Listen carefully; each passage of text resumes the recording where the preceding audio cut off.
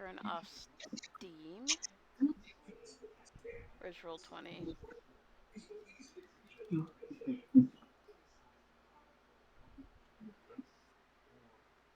Oh, excuse me. Oh.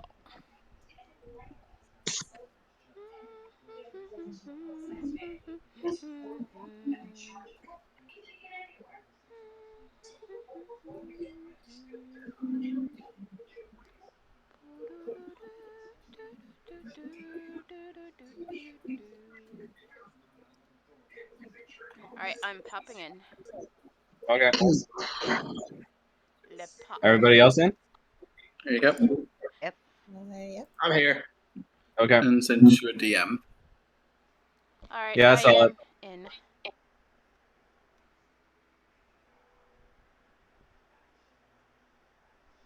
Okay. Everybody ready? Yep. Yep. Is everybody's HP normal? Because we had that problem last time. Just wanted to make sure. Mine is normal. I'm just gonna check AC since that was also an issue for some people.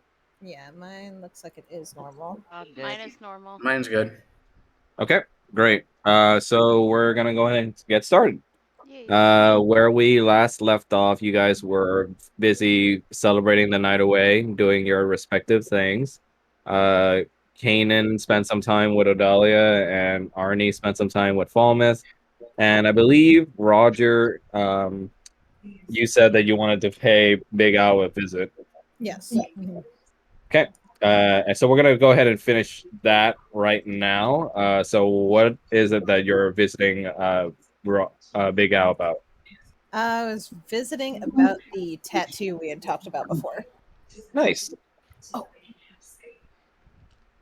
Okay, so you find yourself in Big Al's hut right now with him looking at you, with him looking very sleepy due to a lot of the food that he just consumed from Mama Juju. Ooh. Okay. And what would you like to say to him? Well, did we clarify if we got the stuff that had been brought back from? Yeah, by this point, the scouts have already retrieved it for you guys. Okay, well, I'm gonna say that he's, got his stuff with him. He's like, "Hey, got delivery." Big Al just lazily slumps over and looks at you all and goes, "Oh, goody." He decides to roll up into a little blanket burrito and still just looks at you with tired, like, colored eyes and just says, "Okay, so what was the deal again?"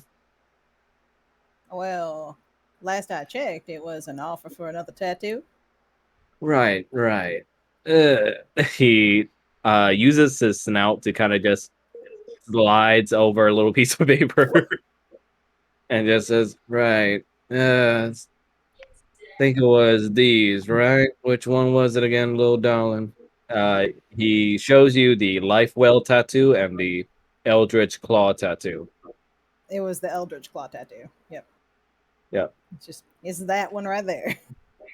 And he looks at you and just says, all right. Now, is this for you or your cute little friend outside?" This is for me. I don't think he's really interested in getting another tattoo. Oh, shame. Would have liked to know what it was like to work on a human body for once. I mean, I can always ask Paul. What is it this time? Did you want to get a tattoo? No. All right. Big Al just says, well, he breaks out his hands from the blanket burrito only a tiny bit and claps them together. Time to get to work. Now, what kind of tattoo would you like, darling? Roger's gonna gesture at the tentacle tattoo that he's already got, and just be like, I mean, you could just add on to this one if you like. Oh, goody. Less work for me. And he begins to, his eyes glow like azure blue, as you see from his hands, spawns a little arcane needle with like a red string attached to it, and almost effortlessly and painlessly, he uh, goes over the tattoo with the needle, and you feel almost no pain at all as the tentacle tattoo on your body now has a degree of depth and realism to it. It looks like it's been drawn with a lot more shadows now to look like it has some kind of 3D effect. And it's definitely animated now, the tattoo. And after he's done, the needle just disappears as he yawns and just says, "Ah, now, would that be anything else?" No, that's it. And he's just gonna be like, "Are you all right?" Yes, oh, don't pay me no mind, darling. I just get the friggin' sleepies when I eat some of Mama Juju's food. Jambalaya Understandable. always done some good things to me. Understandable. He's gonna pat him on the head. He just lets out a tiny little crew and just like closes his eyes. God.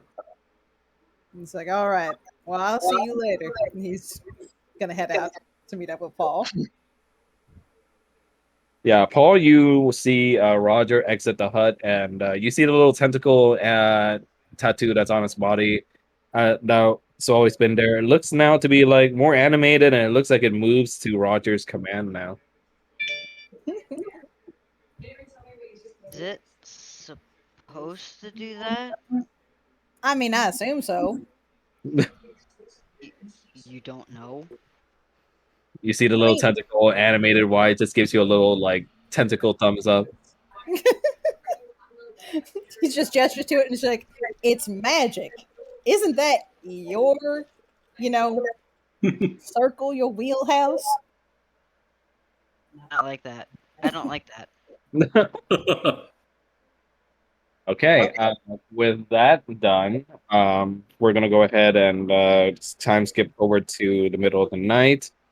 You guys get a good night's sleep. Incredibly comatose due to the heavy amounts of spicy good food you guys had. We call that the Uh, itis. yeah, pretty much. And yeah, you guys awaken in the morning, and why don't well, now's the perfect opportunity for any of you to explain what your morning routine is like on your very last day here as you're about to leave.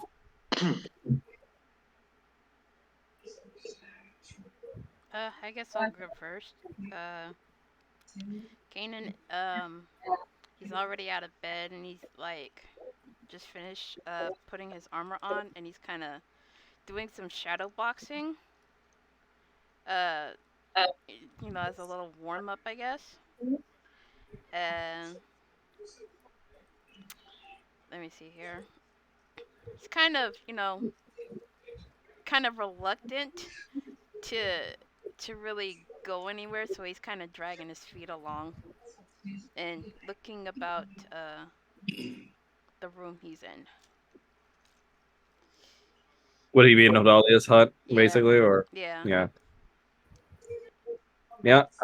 So Odalia is already awake, just watching you just pace back and onwards. She's still wearing the vest that you had made for her, and the the the mood of the room is incredibly silent and awkward because she, as well as you, know that today is your last day in the village. Is that a crocodile? I was like, I Oh was my like, what is god. that? Keep going. I was like, what the fuck is that? Is that a crocodile? And I'm like, well, we are in Gator I was Town. like, it's so distracting. I'm sorry, but Sorry. Should I take out the parasaur too? yeah, she breaks the silence by just standing up and kind of just hiding away her sadness with her usual boastful attitude. Uh-huh. As she looks to you and smiles and says, "Well, don't you have anything to say to me?"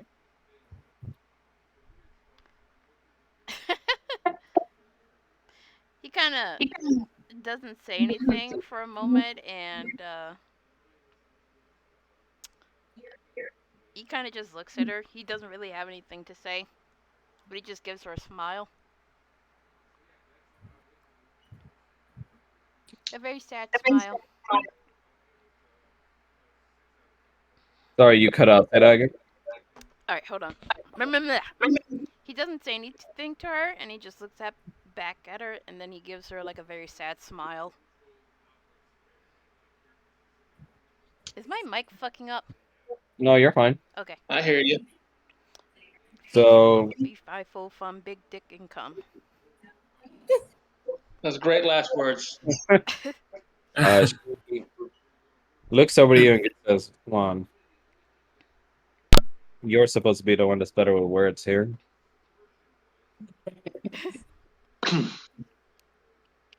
Well, what do you want me to say? I'm leaving.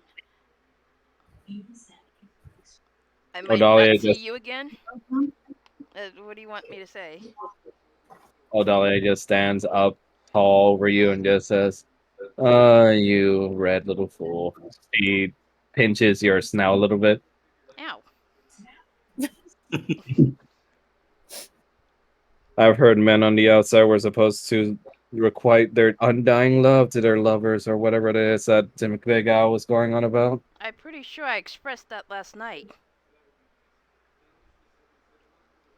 And she just snickers and goes to you, "Am I supposed to believe that you love egg too then?"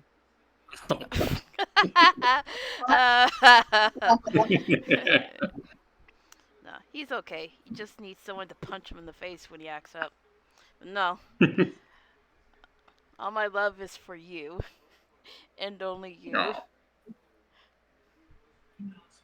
She smiles and hugs you and just says, "Oh, okay. I won't freeze your piss this morning." Thankfully, I already went before you woke up. That's obnoxiously romantic.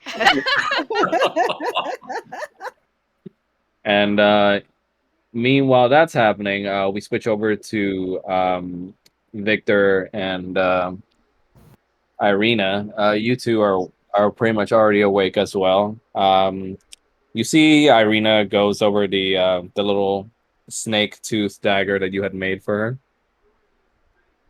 and she looks listless as she seems incredibly lost in thought, just going over the edge of the dagger, thinking about something. Can I sense what she's feeling or general Yeah, idea? sure, you can just roll for insight.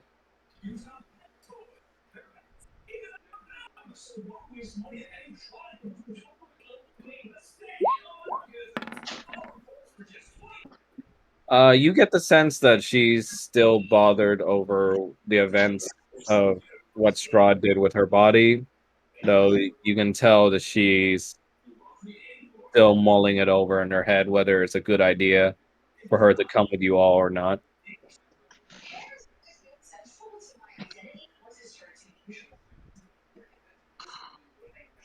I mean, really not much I can say to that. He's gonna, I'm looking, making sure there's no one around. He's gonna come with or without you.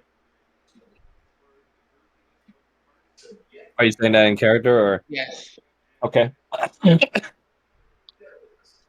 Irina just stops looking at the dagger and just says, "I know. The longer I stay with you all, though, the longer you're all in danger." We're already in danger. This is nothing new.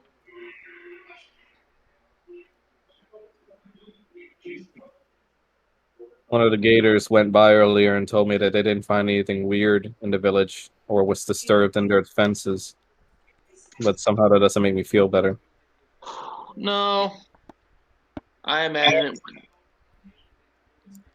I don't expect them to find anything.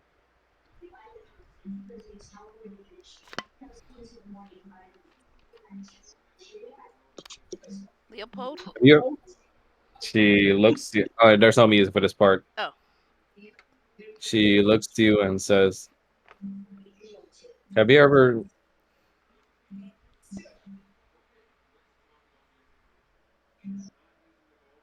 Felt like someone was calling out to you.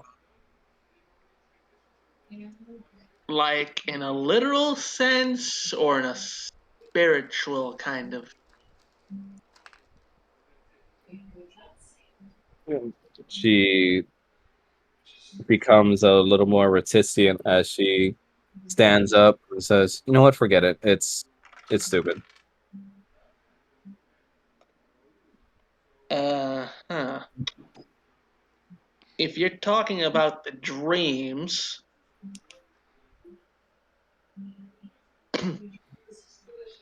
just how much do you remember?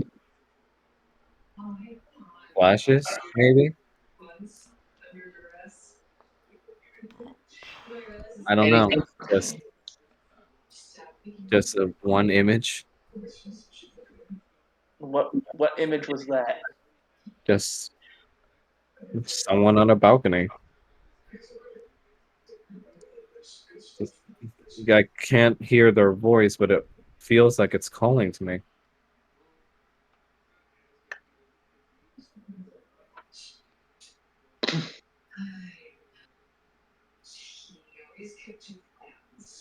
Don't worry about the past. Yeah, don't worry about a past life. It's over. Focus on the now. She looks to you for comfort as she says, "Yeah, you're right. Just can't help shake this feeling that something's wrong here." A gesture around us. There's a lot of things wrong here. None of this is normal.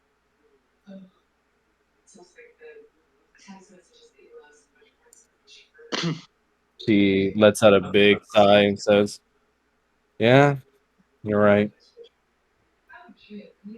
Did you haven't told the others yet, have you?" I mean, really, when would I? When they were off doing God knows what yesterday, when I was getting bitch slapped, or the countless times that we've been getting attacked, and I couldn't. Even if I wanted to tell him anything, there was no. Yeah, there's no time. And quite frankly, your business is your business.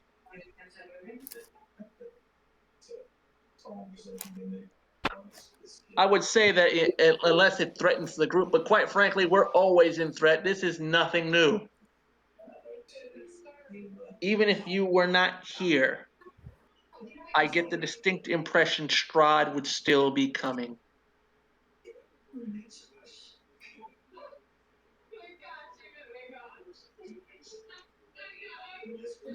She looks over to you and just says, "Okay, I just don't want them to know yet. Not their burden to know yet."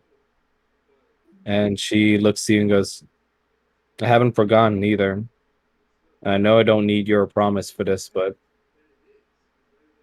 if things go south, if I'm not able to control myself." Immediately pull out the knife. Got it.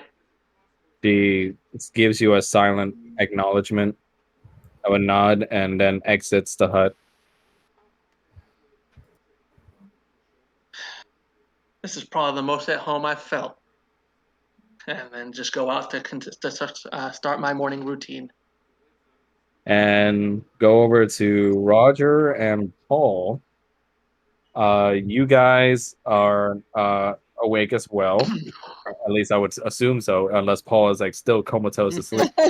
No, Paul is awake. Okay. You This guys time. you guys wake up to a little note from Mama Juju and a little gift package that she left at the foot of your guys' beds. You see that it's written in like mega cursive style, and in it, it reads, "For being such cute little helpers, love, Mama."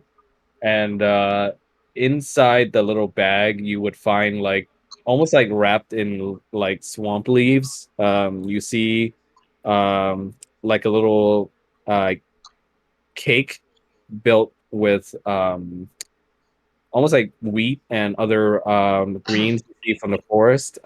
It smells incredibly aromatic and almost like turmeric.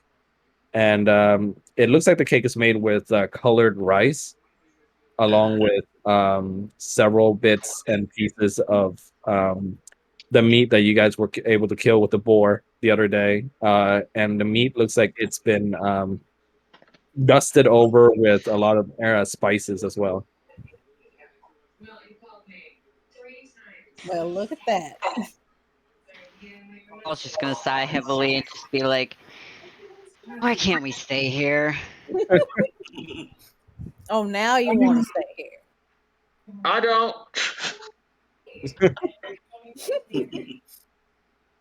Uh, okay. Is there anything that you guys are doing for your routine? Roger's just getting up, like sort of stretching, getting ready for the day, making sure he's got his clothes and everything on. Nice. Paul's determining whether or not to eat this cake already. Yeah. You guys greet the morning.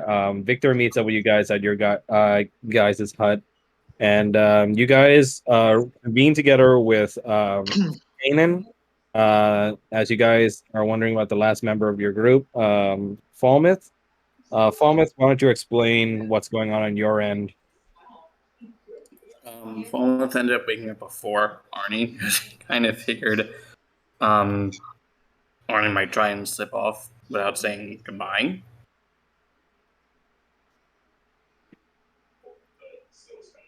I'm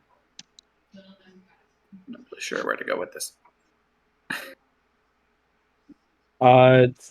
So we're gonna go ahead and continue with the fact that Arnie does indeed tries to sneak off out of bed to try and get some work done against your instruction.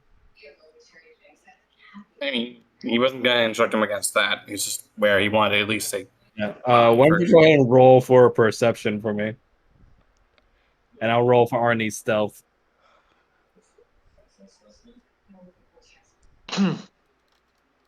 He rolled a 14. So you just have to beat a 14.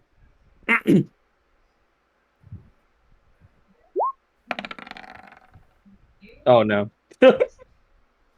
So Arnie does manage to sneak off to do some healing work at the hut without your notice. Though the clamoring of some children outside does stir you awake. And you do notice that when you awake, like Arnie is not by your side. You could at least wait first. I'm just gonna look for Arnie then. He goes to the healing hut first.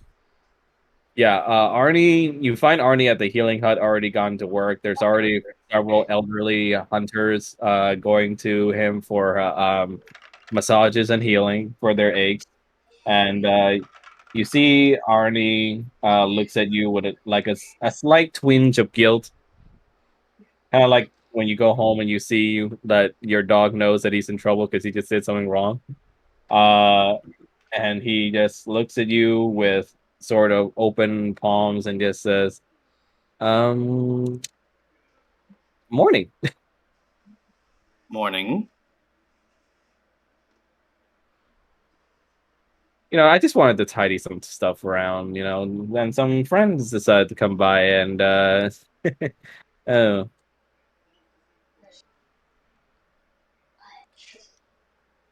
I'm not very good at lying, am I? Not quite. Arnie sighs and just says, "I know, I know. It's a work in progress. I just like helping them." And there's nothing wrong with that. You see Arnie seems to be keeping busy by just organizing some of the medicine in his little cabinet in his hut as he says, "So today's the day, right?" Unfortunately, yes. Are you Yeah. You see Arnie just awkwardly thumbs over the necklace that you gave him. Oh man, see Arnie keeps his back to you, almost like to keep his face in it, but it says it's kind of feels like deja vu right now. Sorry. He walks over to Arnie and just wraps his arms around him.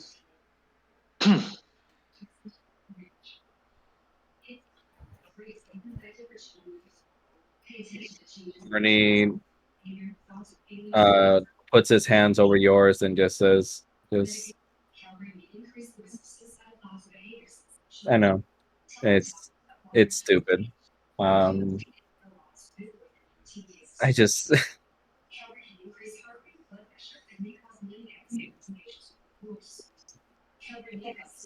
it's just like with him.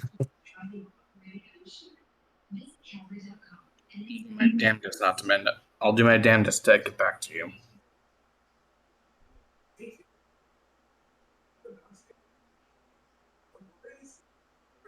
You see he turns around and gives you a kiss and just says, I'll be praying for that day every day. Just take care of yourself, okay? Especially after everything you taught me yesterday. You see Arnie nods and puts his head against yours. Be safe. My stars.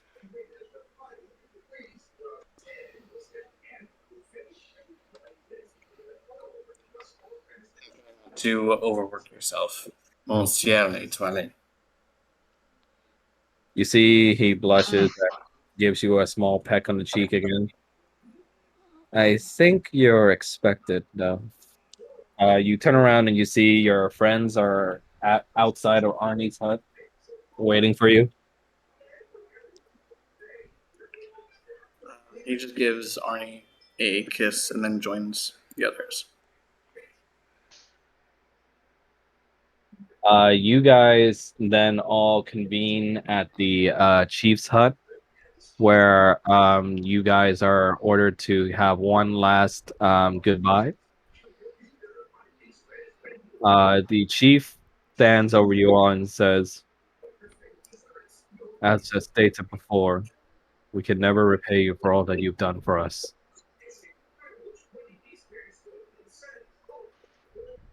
And with the grave mission ahead of you, our village wishes you luck.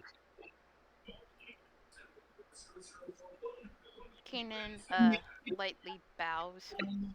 Uh, and he's gonna look at Odalia, like give her like a glance, and he kind of gives her that sad smile again.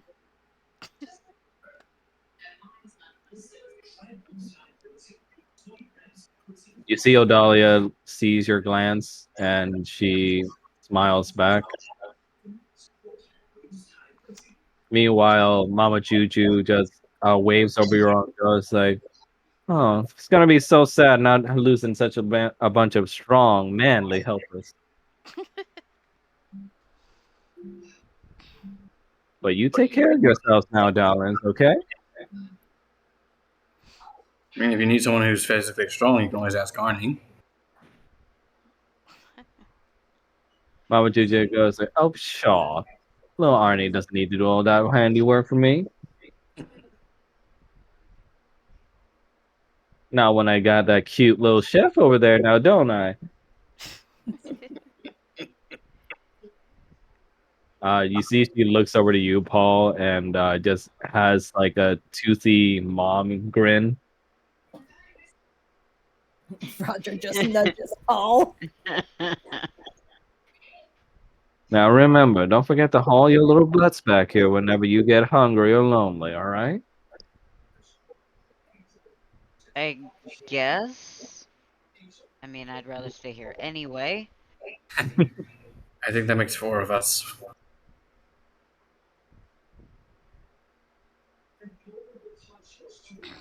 You see the gator shaman woman walks forward, silent and wistful as always, as she looks over at Irina's direction.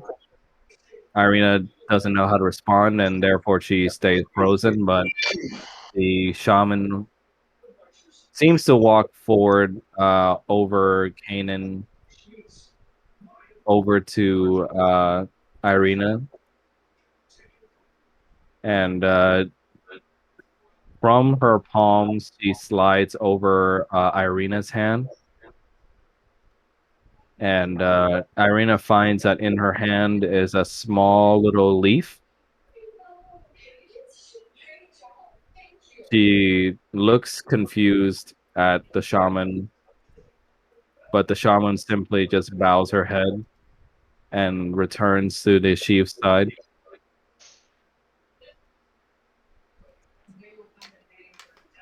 Irina stays respectful and doesn't respond, but she stares at the leaf in befuddlement for a while. Gators are howling. They want to go outside. The chief continues. Our scouts have finished their work in retrieving the treasure you have found from that Yuan Ti temple as well. You'll find all of them on your way out of our village.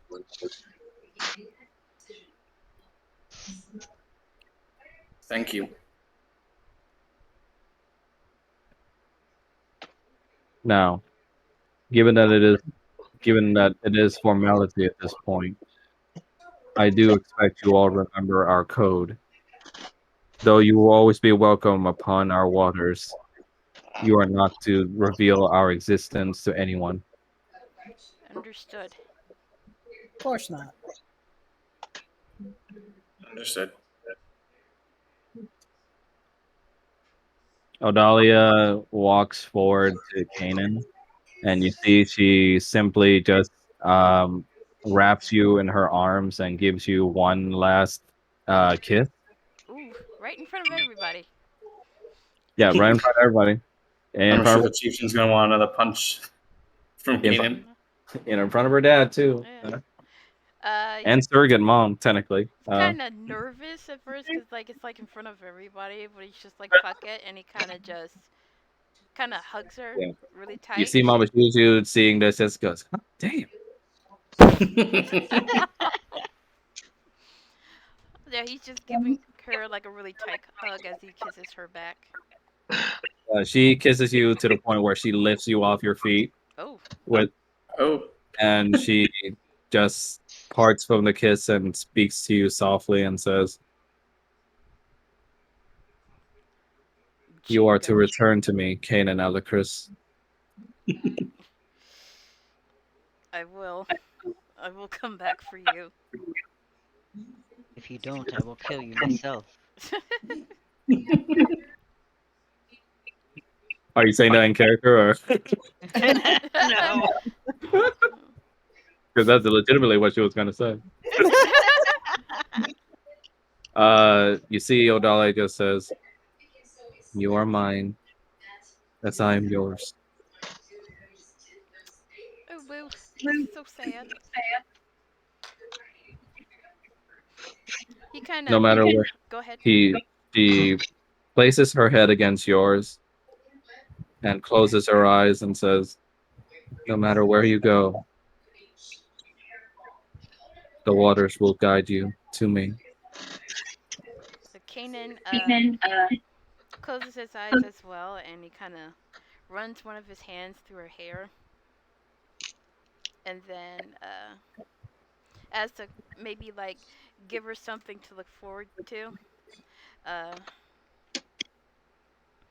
my daughter's gonna love you.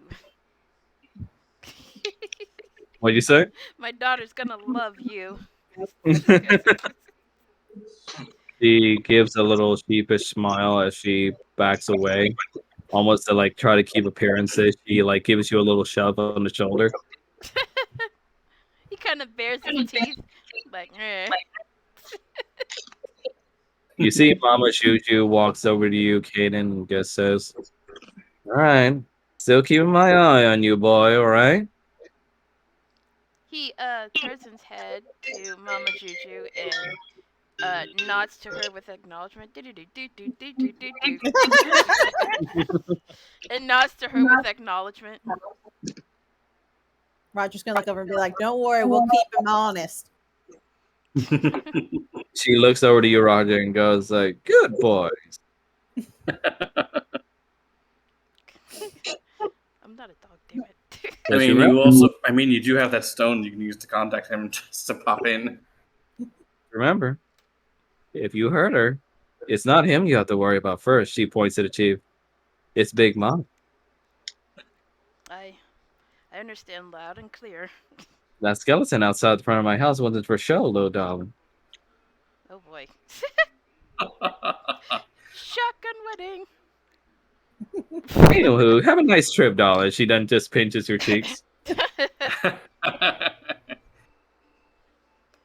And yeah, you guys are then guided out of the hut, finally taking your steps outside of Luquana and leaving. On the way out, Falmouth, you do see the additional partner you had from last night giving their goodbyes to you. And Kanan, on the way out, you see Egg just kind of acts like he doesn't really give a damn, but he just gives you like a little wave with like a blush on his face. Kanan is going to call out to him. You treat Odalia with respect. Damn it. Egg just kind of, oh, what'd you say, Rattle? Oh yes, just scare him. Yeah, go ahead and roll for intimidate, Kanan. Oh, okay then. It's fine. It's fine. He's just gonna get scaroused. It's all right. Yeah. Alright, let me see here. Let's see. Intimidation. Oh, there we go. Oh. You see that he just kind of mutters to himself and goes like, yeah. Okay. And just like gives you like a tiny little wave in return. And on your way out, as the chief promised at the tail end of the village where their magic is keeping them hidden from the world, you do see that true to their promise, a vast hoard of treasures awaits you guys there. Oh boy, time to put it in our inventory. Yep. That's the fun part. Yep. So let me just remind you guys what it all was, because it was a lot of shit. But no diamonds. Nope. Bullshit. Not making it that easy. Where is it? There it is.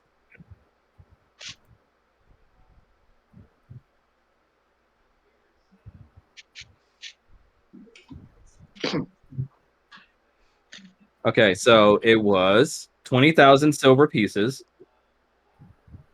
Okay. So But we divided up already. Yeah, we split that divided up. up we divided up the coinage already. Yeah, okay. So you guys already took care of the coinage. It was, just to let you know, it was 20k silver. And let's see. It was 50 silver chased goblets worth 5 gold pieces each. Holy fuck. Yep, and 20 gold-plated statuettes as well, worth 10 gold pieces apiece. Someone should be writing this down. Give me a second. I am. I'm rewriting it in the chat. Oh, okay, Yep. cool. Oh, okay, good. And 40 embossed silver chalice servings, worth 5 gold pieces each. Good grief. And 80 pieces of jewelry, worth 5 gold pieces apiece. Though for this instance, we're gonna say, actually no, I'll hold this. After that is 50 mother of pearl pieces, 1 gold piece each. Also a jade placard bearing the image of a god named Zotzihala. That's 100 gold pieces. I'm gonna try and spell that. and a marble statue with a reclining figure that's worth 50 gold pieces. Marble Though, statue. for this in particular instance, because Roger did trade with Big Al, we're gonna say that Big Al took the marble statue of a reclining figure because it looked like him, Okay. and he also took the 20 gold-plated statuettes. That's about it. Sex was not enough. Or he already had the Yeah, sex. that too. He already used up his sex token.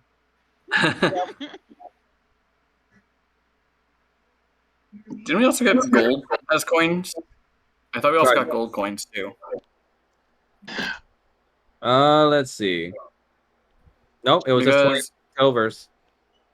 I'm not sure because I thought I have 110 gold now, and I thought, oh wait, we got that from the Jack. We got the 100 GP from the gold Jaguar room. Never mind.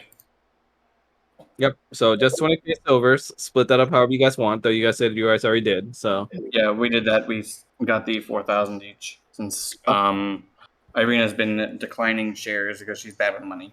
By her own admission. and you guys exit the village now. This time, as you exit, you see that you're back out in the roads of which your cart had crashed into.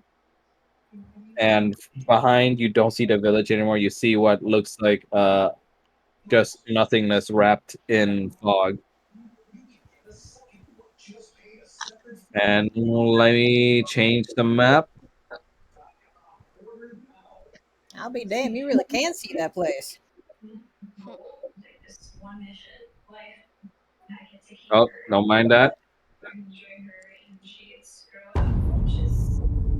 Holy fuck, the music just like. Ooh, it's Asian as fuck. World map music. Okay, so the little sun token stands for you guys. So, where would your group like to go now? Wait, how did we end up only there? Because we're back outside Barovia. You guys went across the bridge and you crashed into the forests here. That's where the swamp was. After being chased by all those wolves. Yep. Let's go see the Great Fairy.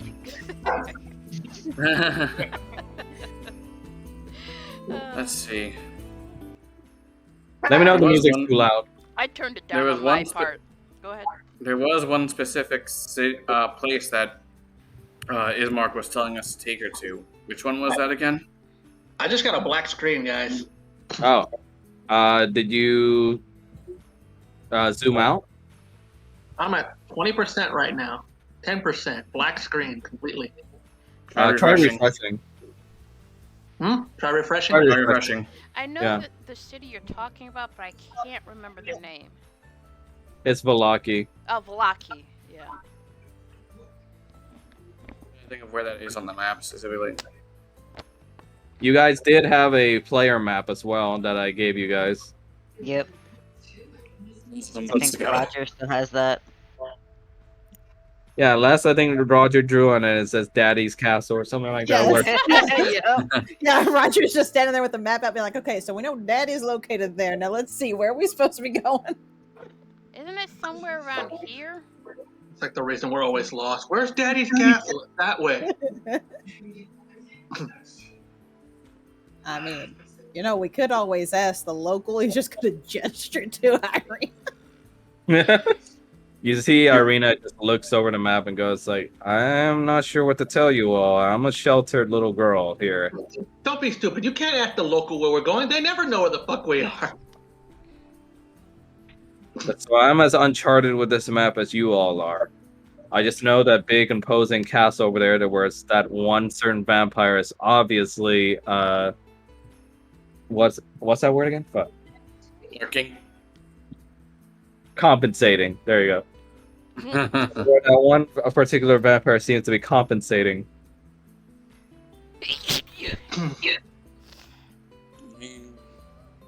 He can kind of kill all of us with a glance. So What was the name of the town we're supposed to be taking to her Valaki. again? Valaki. Valaki. I thought it was somewhere around here, or is it far above? We are lost. I thought it Well, was he over said here. go westward, so at this point, I'd say just keep heading west until we hit somebody who knows. Where the hell are we? Where the sun icon. token in the bottom right. Okay, we're the sun icon. Oh. Yeah, we barely even got out of Barovia itself.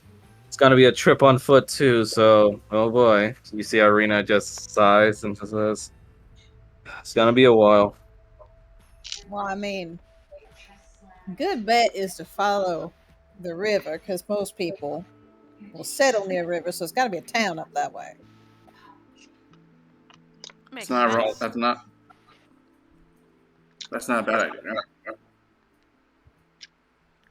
You see Irina just says, you're all my protectors, so I'll go with whatever you decide. Geez, try to sound a little more enthusiastic about it. To be fair, she ain't got a whole lot of reason for it yet. She looks over at Kana and goes like, unfortunately for all of us, I didn't have a big Amazoness to keep me happy. I'm gonna ignore that. Oh. If you weren't wanted by Strahd, I would have eaten your face. He kind of just laughs it off. I mean, wouldn't your You gator see white Irina just chuckles and looks over at you and goes like, bring it, old man. Oh man, I'm 35. I mean, in hindsight, you're fucking ancient compared to her.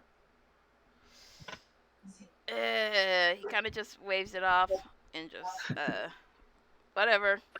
See Irina looks over to you and goes like, how old are you, all of you anyway? 22. She looks over to you as tall as you are and goes like, you're 22? Gosh, you're almost as old as I am, and you're twice as big. It's a gypsy curse or a thyroid problem involved. Dragonborn reach maturity at 15. If only it was like that for humans. What about the rest of you? I mean, it kind of is like that for humans. Roger just shrugs. I'm somewhere in my 30s. You're somewhere in your 30s. Oh, He wait. doesn't- She You're looks over about to you, never Paul, and goes like, wait, you're in your 30s? Yeah. What do you look like you're my age? Preservatives. Very good genetics.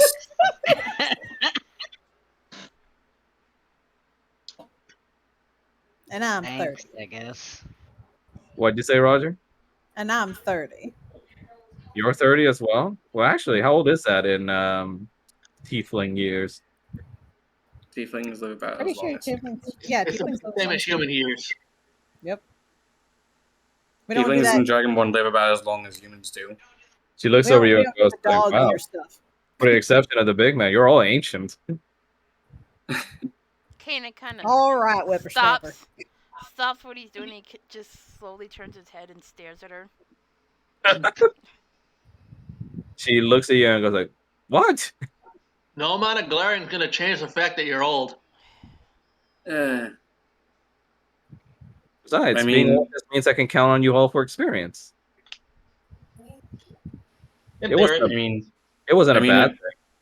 I mean, at 15, I was in the military and then became a mercenary. So I mean, if you think about it, anyone here who lives past the age of 30 has already hit their life expectancy. that's not exactly untrue, considering. Come on, a paper cut is a death sentence in this age if you don't have a cleric around. Good thing She we looks- have a cleric around.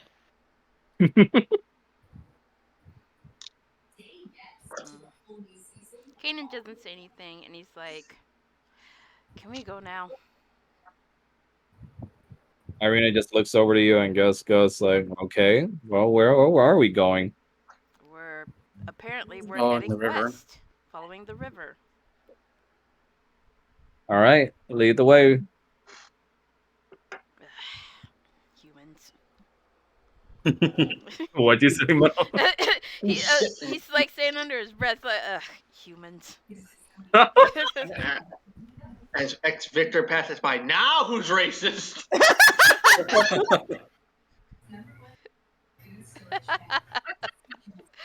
uh, You just as you're traveling westward, you see Irina just looks over to Ken and just goes like, "What's your deal with humans anyway?"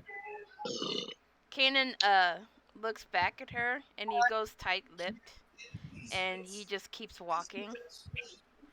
Irina just says, "All I'm saying is I thought holy men were supposed to be kind, not racist." You haven't encountered many religious folk, have you? They're Okay. To answer your question, humans, they're coarse, they're rough, and they're everywhere. not sand. Aren't they? I mean, has anything I've said been wrong? You see Irina looks at you and goes like, "You're human." Yeah, I am human. And he's a dick. He's working off of And experience. You see. yeah, and according to these people, I'm coarse, I'm rough, and I'm always around. Ex- See- You will disappear at the drop of a hat, like with that UNT couple. That's not true. You all knew exactly where I was. You guys continue following the river's path.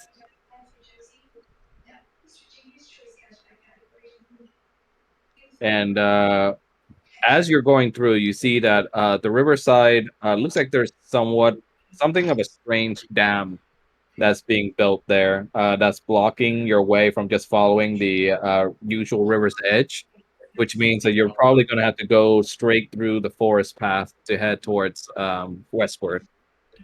Ah, perfect. Demonic beast.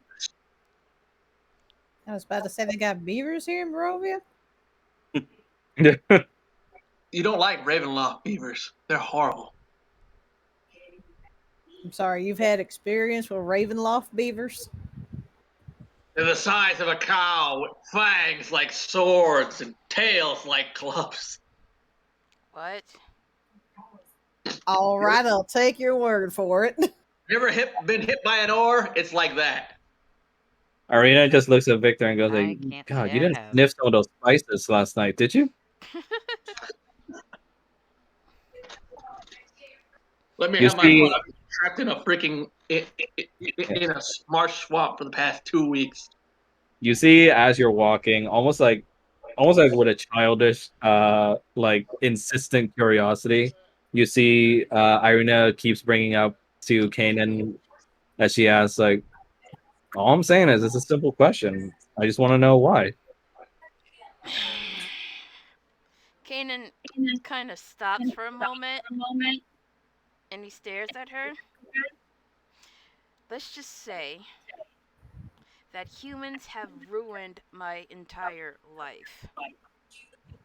And then he stops and then goes back to looking for like an alternate route. You see, she continues following you, almost like she's nagging right now, which is definitely annoying. But you see that she's insistent because she's genuinely curious about your state of mind.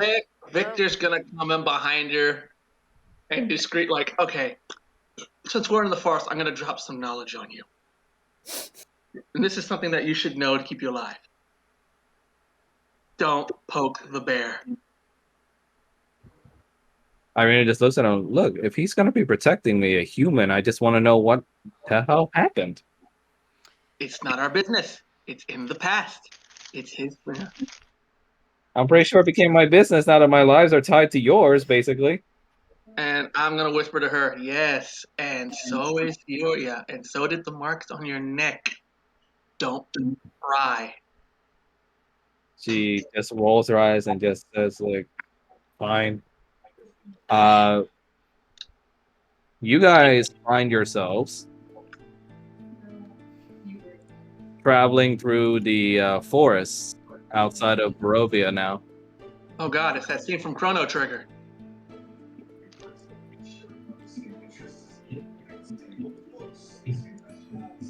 Valor Whose net. TV do I hear in the background, by the way? Wait a sec. Whose TV am I hearing, by the way? TV. Maybe mine. Mm. I'm not hearing any For the dog. TVs. I'm not. Trying to switch on for the dogs. No. Yeah, I'm not hearing any TVs. Is it me or? Well, not now. Yeah, give me a sec while I spawn you guys in. How are we on the western edge when? Never mind. Just flip your perspective.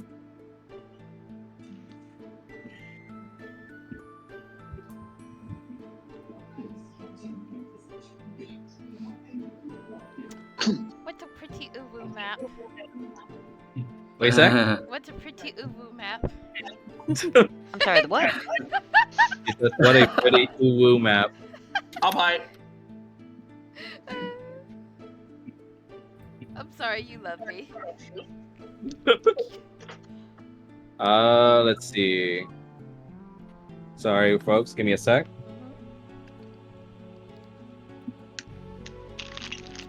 Is the volume of the music okay? Yeah, it's fine.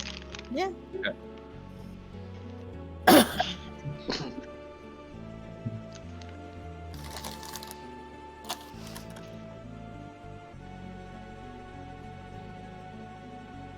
So what scary things you got planned for us? Oh, you'll find out. Sorry, just trying to find Irina's token right now. No problem. Swear to God, I had it right here. Can't believe we lost her already. Oh boy. Take your eyes off her for 1 second.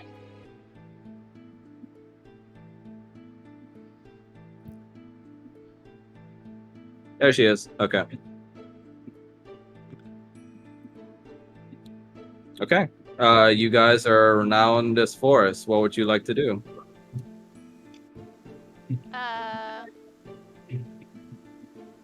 Let's see. Is there anything like that smells unusual or anything like that in the area? Go ahead and roll for perception. Okay.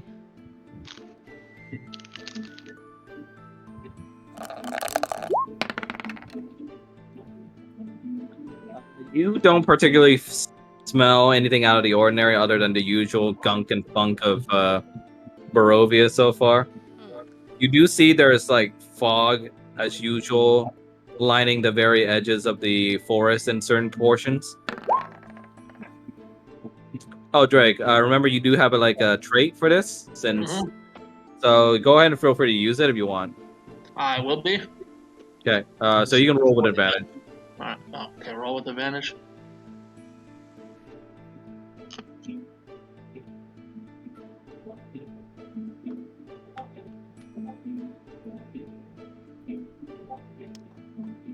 Yeah, so you can go ahead and roll a second time. Okay.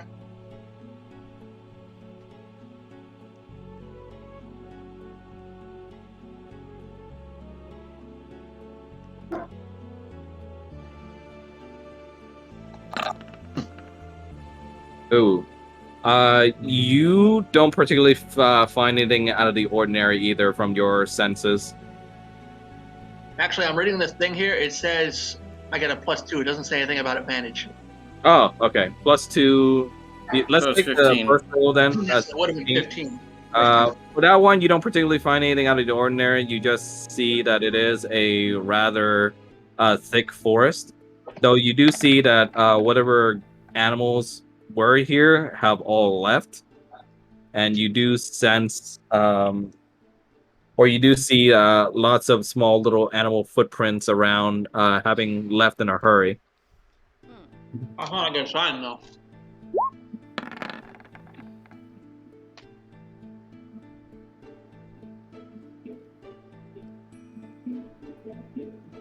Yeah, Paulmouth and Paul, you guys see the same thing, essentially.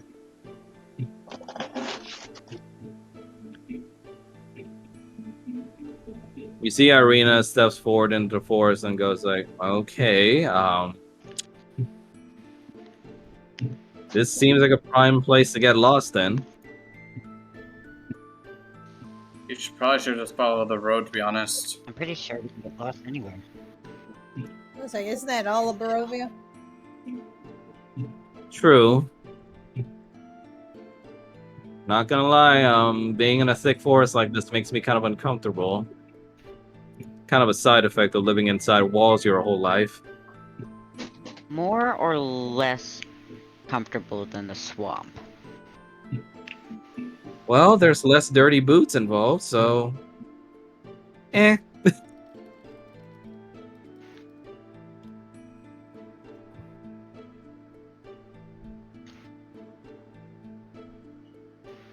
Well, I mean, it doesn't look like there's anything particularly dangerous around. Yet. All I know is we just better stay clear of the fog. What is it with this place and fog, anyway? If you're a Barovian and you lived here for a while, you know the fog's bad news. Anyone who walks in there just never comes back.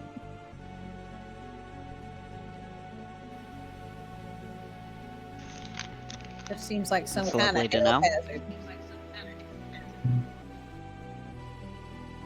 What'd you say, Roger? This just seems like some kind of health hazard.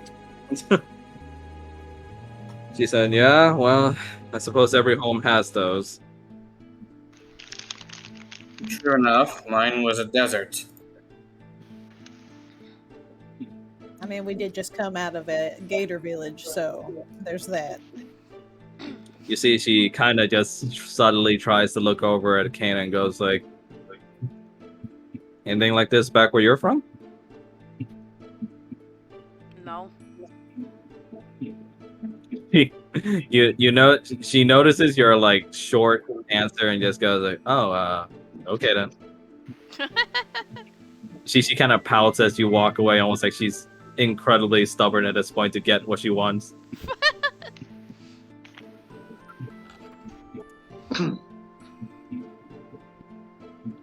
As your group apparently starts heading northwards.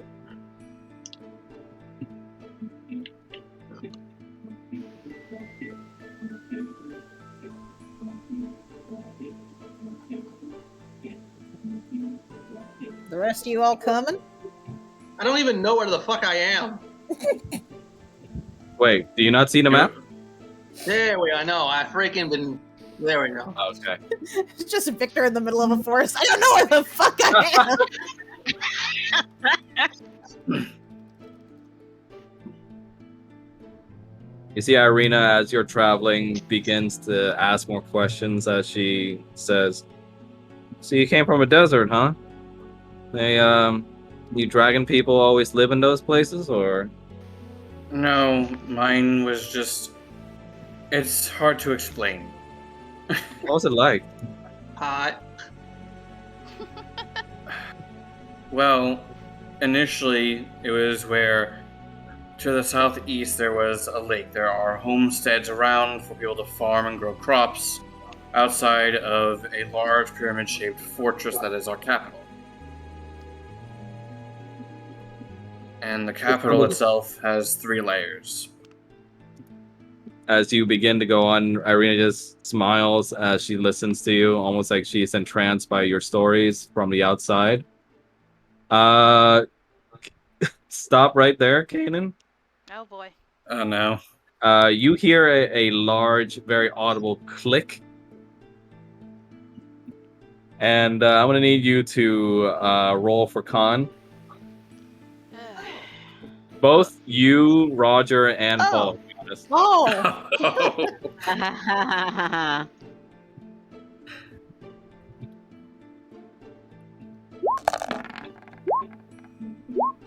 Oh, no. Oh no! Oh. Okay. Well. What the fuck? Okay. Let me just turn off the music real quick. That's not good.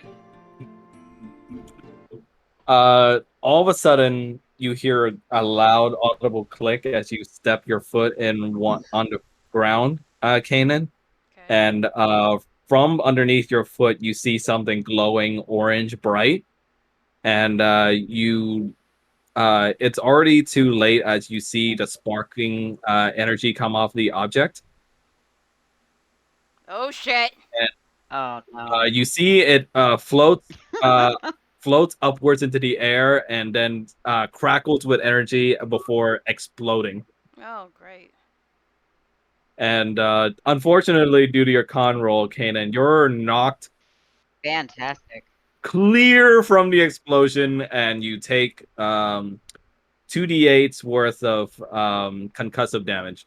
Great. Oh shit. Oh God. And unfortunately, Roger, you're gonna share his fate.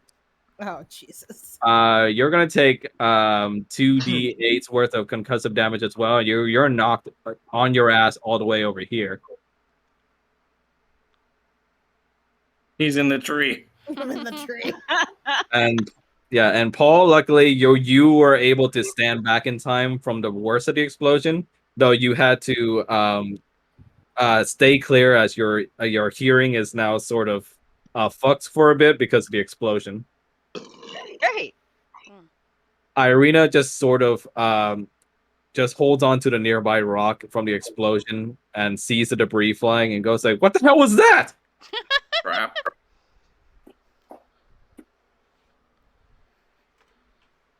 So yes, Kanan and Roger, please roll for 2d8s worth of concussive damage. All right. All right. 2d8. That's an Please don't S, roll not a high. D. What you get? We're about to find out. Oh, 6. Nice. That's not too much. That's not awful. Oh. That, however, Ooh. oh no. Oh Okay. no. So please to edit your health to the respective damage. Yep. And I'm gonna say for this, both of you guys are also prone. Oh, okay. Well, one's in a tree, so He's laying down on a branch. Now, after the explosion, you see that only shards of the rock are left on the floor, and it looks like they're no longer having any magical charge in them. And yeah, Victor, I'm gonna need you to roll for Dex. Say, Oh. the fuck. The fuck? The fuck? The fuck is going on? Yeah. Knew that was coming. You just hear him from a tree. nice. Really? Your fast reflexes allow you to dodge just in time as you hear a sharp sound strike through the winds, and you see something like a projectile fly right across you and like grazes you across the shoulder pad and lands behind you and it creates a rather cratered hole in the ground. I am immediately looking to see where it came from. Okay, go ahead and roll for perception.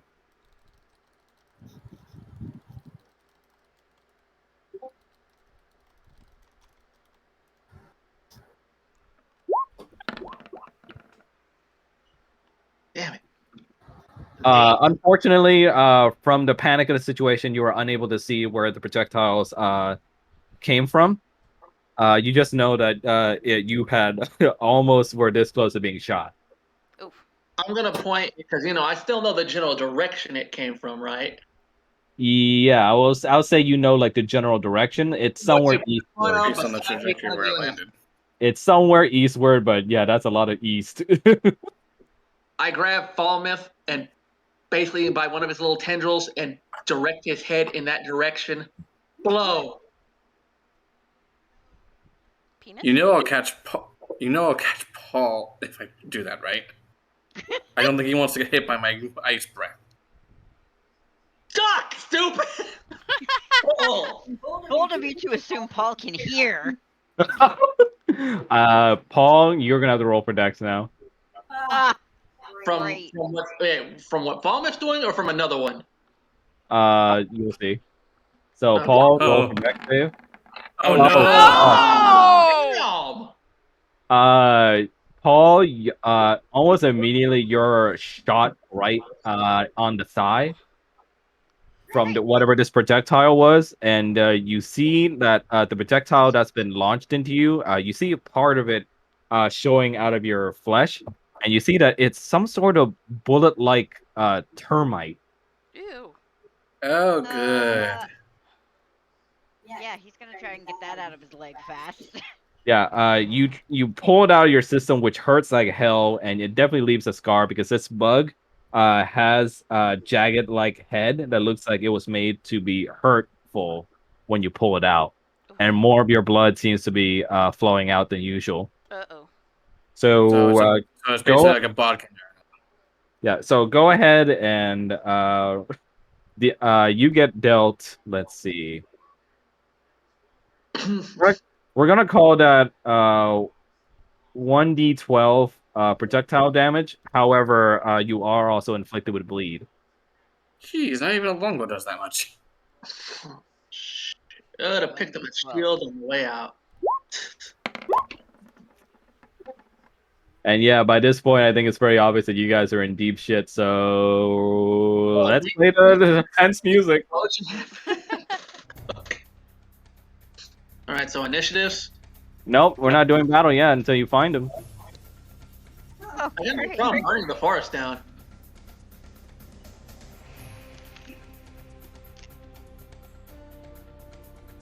You Since I hear a very distinct growl echo through the forest, though, and you hear it coming from the direction Roger got flown in. Roger's just like, oh, I don't like that.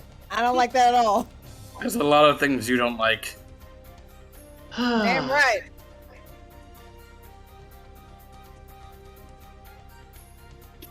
Irina just covers her ears from all the noise and just says, "Is it a mage or something?" No. Mages use termites? I mean, I don't know. Could be a You tell druid. me. you know what? Could be a druid. I'm not debating this. I guess I'm just gonna fucking charge for it. You said we hear sound in the direction that Roger fucking flew. Yep. Fuck it.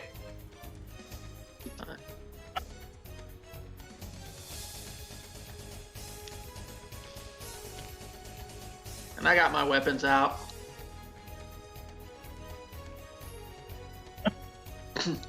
Okay. So you're running towards his direction, right? Yeah. Towards his direction, you see, or you start to hear more of the growling and barking noises, and you see that the noises had come from a very familiar sound from your hunting days. Uh-huh. And you see in the distance the glowering eyes of a blink beast. A blink dog? Oh. Oh, Or no. displacer beast? No, Displacer Beast would be like moves like Predator. This is more like And you see them jumping from tree to tree, their eyes intent on Roger. Okay, I don't. Those are a threat, but I don't think those would be throwing whatever the. What these fucking pine cones? Okay. I don't think these are pine cones. Roger's gonna be trying to get out of the fucking tree. That's redemption. Roger, go ahead and roll for Dex Oh god. with disadvantage since you're technically sort of prone. We're Alright. having some really bad rolls today. Okay, I'm gonna do two things if I can manage it. Oh, no. Oh my god. Not good. From the winds, suddenly you see a net fly towards you, almost like a projectile, and it like wraps you in its hold, unfortunately, and you fall from the tree down back onto the ground with the net around you. I'm gonna make another perception check. Yeah, go ahead. And see if there's anything else aside from these creatures. Yes, go ahead. Ooh. God damn, I hate rolling these things. Unfortunately, you're unable to sense anything out of the chaos. You just see your poor friend Roger riding on the ground and stuck in a net. I'm gonna start shooting some animals. Yeah, it is around this time though that Kanan, you regain a bit of your consciousness, though your ears are still ringing and you are now not prone. Okay. So Kanan is going to slowly stand back up, like shaking his head. And like fully open his eyes, like, what the fuck?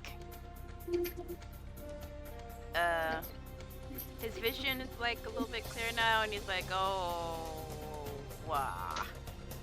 So he's going to let's see here. I lose half my movement, right? Because I'm no longer prone. Yep. Right, right. Let me see here. I wonder. Oh, Kanan is going. Oh wait, quick question. Do our spell Yep. slots reset? Yeah. Okay, just making sure. I'm wondering why I got most. All spell your guys' slots. stuff should be reset. Okay, so Kanan is going to. Let's see. He's going to cast spiritual weapon. Uh, and he's going to like make a spiritual axe, which is he's gonna make an attempt to cut the net that Roger is Okay. in. Go ahead and cast it, and I'll put a little symbol there. Yep. Roger in the middle of getting at his Roger in the middle of trying to get at his dagger is just like, oh god, what is that? Damn. Nice, nat 20. Yeah. Let me go ahead and put down the token. Where's the axe? There it is. You spawn a spiritual axe, and you see Roger like almost like screaming out, surprised and scared about what the hell is happening. He doesn't know what you can do with a spiritual weapon, and you're able to cleave through the net successfully with the axe, and you freeing Roger. Nice. Meanwhile, the blink hounds have caught up Alright. over here. And I'm just gonna move here and I'm done. And through the forest, you hear a voice echo out pretty loudly. You hear someone with a very gruff, old voice speak out to you. He says, "All you need to do is leave the red one and go on your way." Uh, Not Which gonna red happen. one? There's two of us. You see a gunshot flies out again and shoots near your foot this time, Roger. And he says, "Last talking- warning." And the old man's voice continues, "Last warning." That's a 19. You're a Nice. dead man. Nice. You guys are able to sense the voices coming from somewhere around. I have to zoom out. This map's so huge. Somewhere around here. I don't see shit. Where's You're gonna have this? to zoom out. Around where? Oh. Oh, Jesus. Where? That's a Yeah. ways away. Can I real quick? Can I roll like I don't know perception to see if I recognize this voice? Sure.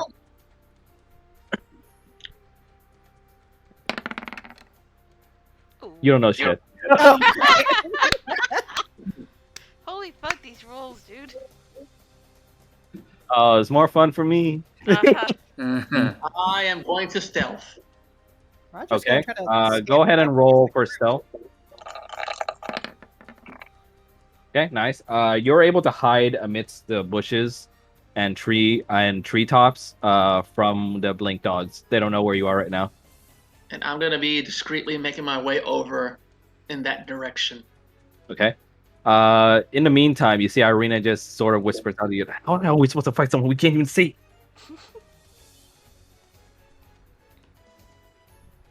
Roger's gonna try to scamper back to the others if he can. I mean, you're in a net. No, Well, they got spiced out. Yeah. All right. Yeah. You can go ahead and run back if you want, Roger. His Okay. As you scurry along, you see the blink dogs sniff in the air. As you see, they're caught onto your scent by now, and they're like trying to like center in on it. Oh boy. Alright. well, this ain't great. And now we're gonna roll for initiative. Oh, great.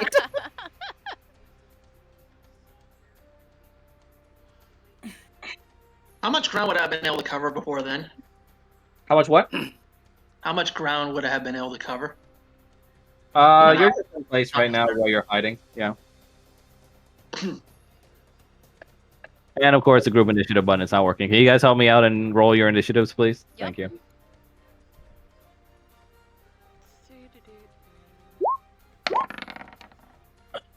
Oh, now I get a decent roll. Wow, nice. Oh my god, 23. Okay, Paul. Mine should be 20.11.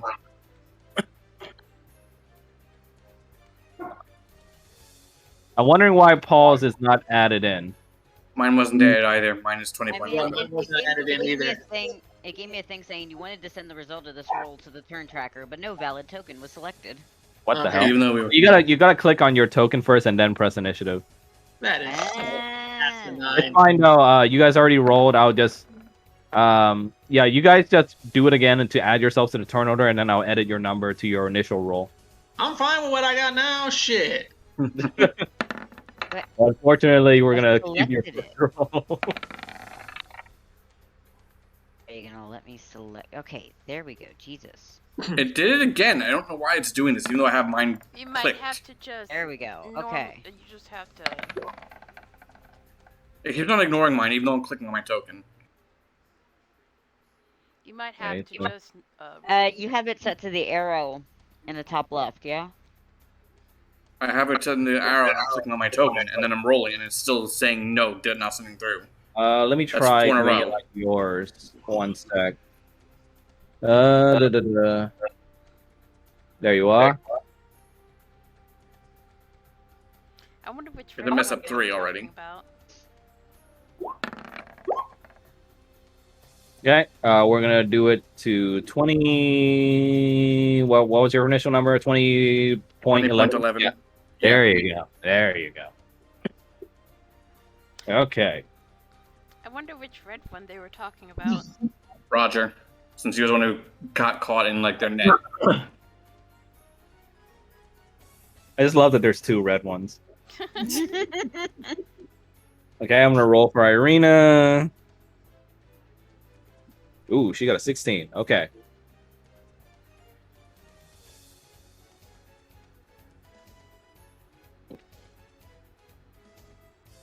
Wait, what? Oh, roll 20. My bane. Uh-huh. Oh, come on. Sorry, give me 1 sec, folks. Yep.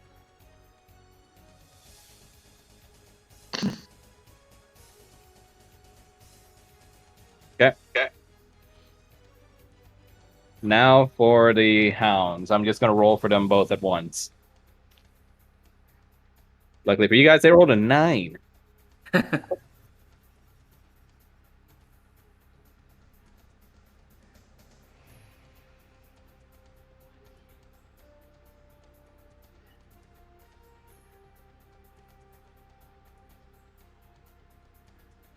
Yep.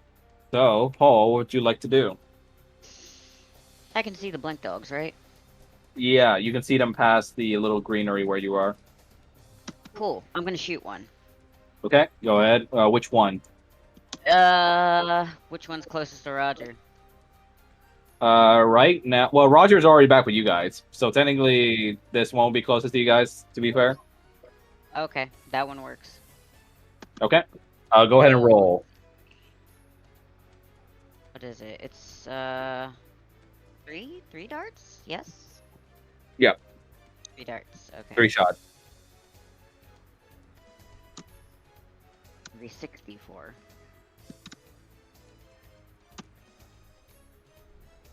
Okay. It's not what I wanted. What? Oh, Whatever. What happened? 51604774. I have no idea. there you go. Okay, nice. 12 damage.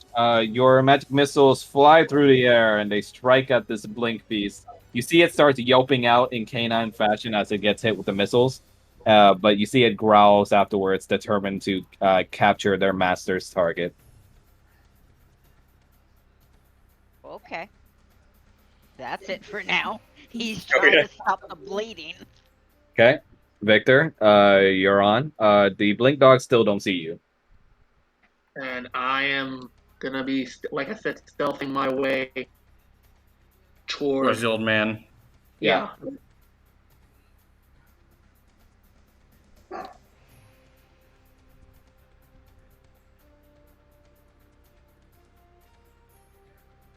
How many Okay. feet did I? You can double move, but you can't do any other action afterwards. Yeah, but yeah, if I double move, I don't think. Yeah, but will I give up my stealth if I? I'm Double. saying in this case, if you dash, you give up your stealth. So I think you're fine the way you are if you want to stay stealthy. Yeah, no, I'm gonna continue the stealth. Okay. Anything else? At this time, no. I'm preparing my weapons accordingly, and that's about it. Okay. Valmith, your go.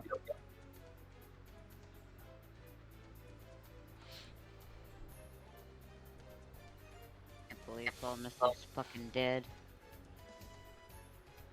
Okay, I'm going to move 15 feet. Take out my javelin, and I'm going to attack the beast that Paul attacked. Okay. Go ahead and roll.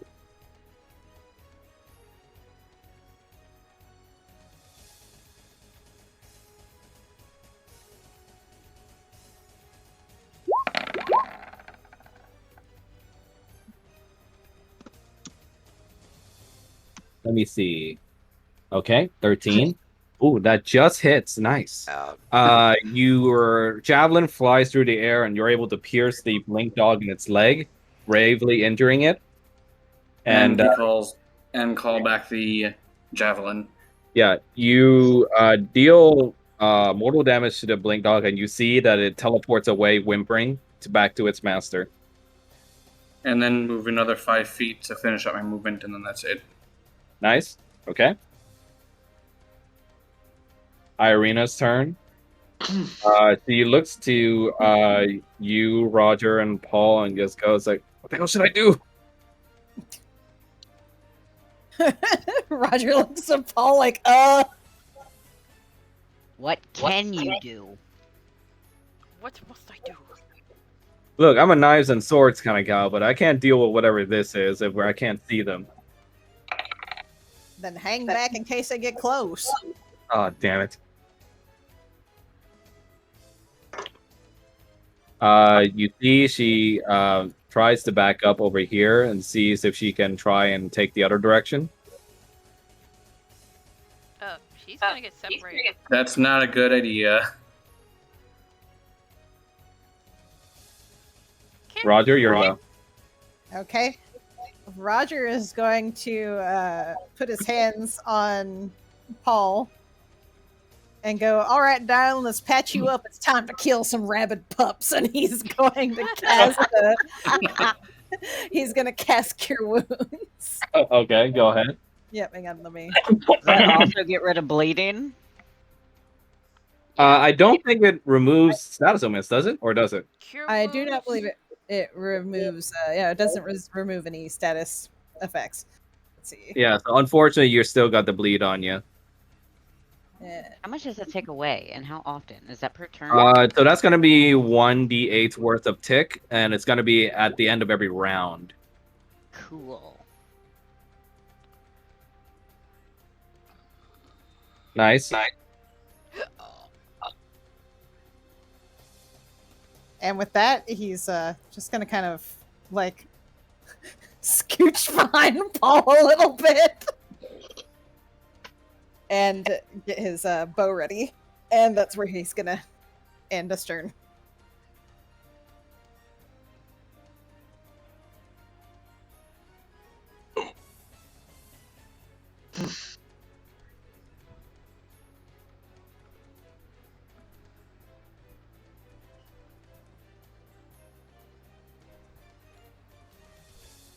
It will.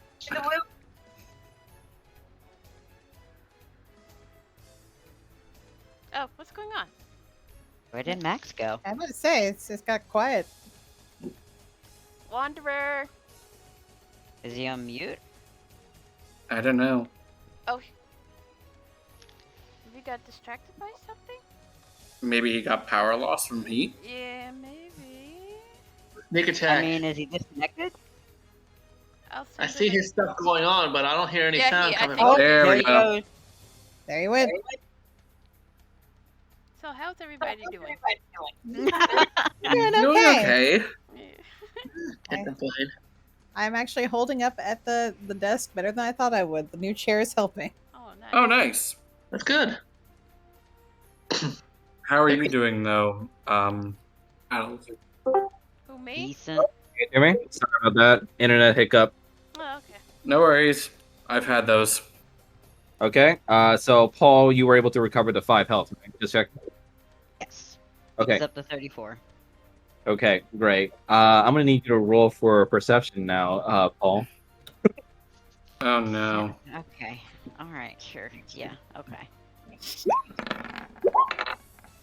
Oh no. Oh, no. Man, our perception rolls suck today. Yeah. Unfortunately, what you thought you saw was just normally Roger's shadow. You start to get a chill up your spine as you come to the horrid realization that his Roger's shadow is now coming to life in almost like liquid shadow form. Oh good. I don't like that. And you see that it forms into what looks like a displacer beast right behind him. Oh, fuck. Ugh. Oh, great. Cool. So let me go ahead and grab that. That's fun. Ugh.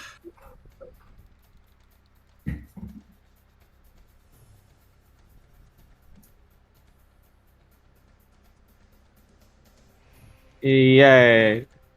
Oh, great. Yay! Okay. The displacer beast you see suddenly bites Roger like on the scruff of his shirt and starts dragging him away. Oh. Oh. No. Help! Help! And Kanan. like, give me 1 sec. Let me take a look. See. I mean, it should be Kanan's turn since it's after Roger's finished. Yeah.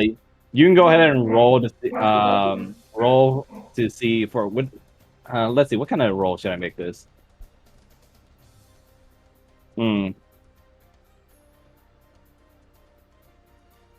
Well, let me. How would you react to this, Paul? Well, I'd be going straight at the fucking beast with a magic missile to the face. Okay. I'm gonna say for this particular instance, yeah, go ahead and roll for AC to see if you are able to like at least catch a bit of the beast as it's flying away, Flying? as in flying through the air, because Because it's I'm like pretty sure displacer beasts don't fly. as it's leaping. So what am I doing? Roll for You're AC. casting Oh wait, yeah. For this particular instance, I know it doesn't need AC, but for this particular instance, roll with AC for magic missile. But How that do I roll for AC? The Master Missile is supposed to be an auto hit. I know, but for this particular instance, we're gonna work with an AC system. So just roll D20 for me. I don't like that. I don't like that either. Like that's Just let him finish. that seems arbitrary, but Nice. So it's leaping through the air with Roger still in his mouth, unfortunately.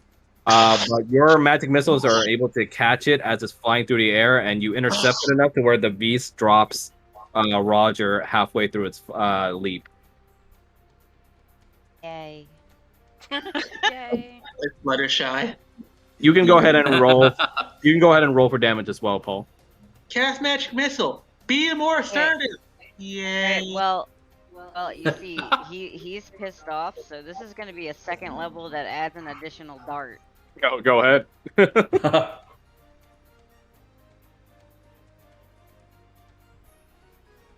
Nice, and he's going slow. Nice. 22 whopping damage.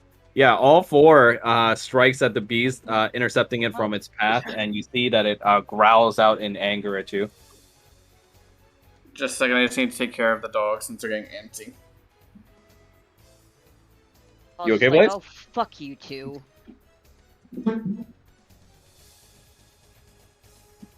Yeah, Roger, you're falling on the wayside on the road, and unfortunately, you hear the growl of the blink beast nearby. Roger's just like, oh, fucking great. Roger's having a bad day. Roger is having a bad day. Very. But it is your turn now. I mean, it was my turn before this, isn't it Kanan's? Oh, yeah, that's right. You were Yeah. healing Paul. That's right. Yeah, Go I ahead. healed Paul and got Right. the bow out before, Displacer Beast just snagged me. All right, Kanan, your go. Blaze is AFK. Oh, right. Okay. Yeah, we'll take wait. care of the Right. dogs. What do you say, Paul? He's gotta take care of the dogs. Okay. The other dogs. So what do you guys The think other so dogs. It's interesting. Fuck you. Roger's terrified. Hey, don't say anything to me. I'm not the one trying to capture Roger. I mean, technically I am, you but instigated it. Just get the red one. Which red one? yeah, they want Roger specifically. So Roger is not happy about this. any ideas in your mind about what's going on? Vaguely. And Roger's Oh, just she like, has oh, ideas.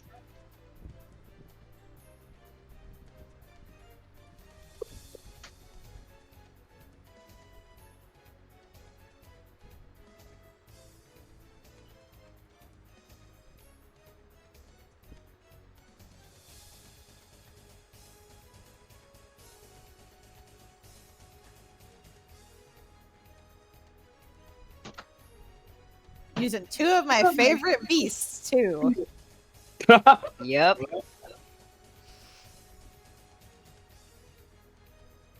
They're very pretty beasts, Yes, they are.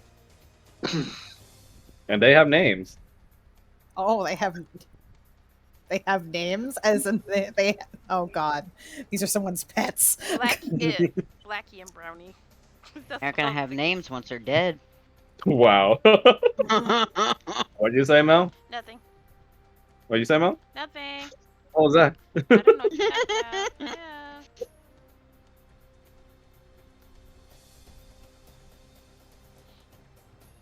Now you're literally in between a rock and a hard place.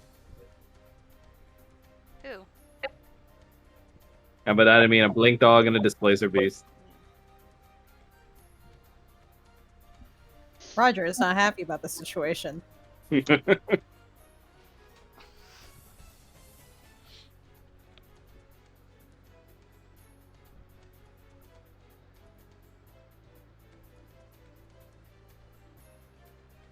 Especially since at the beginning of this encounter, you and Kanan basically got saving Private Ryan.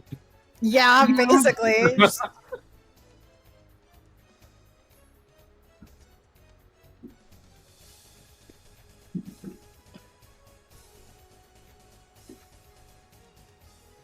Sorry about that. I'm back. Welcome back. Okay, Kanan, I believe it was your turn. Kanan is going to mentally like make his spiritual weapon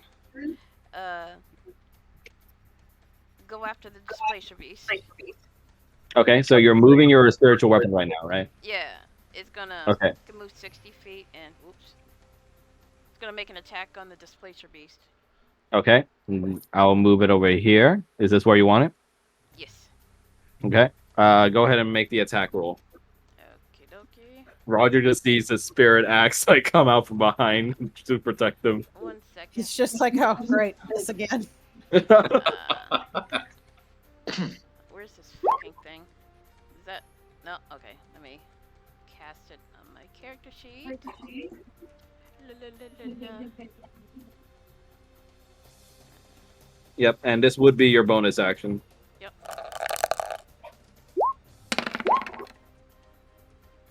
14. Let me check the displacer beast's stats.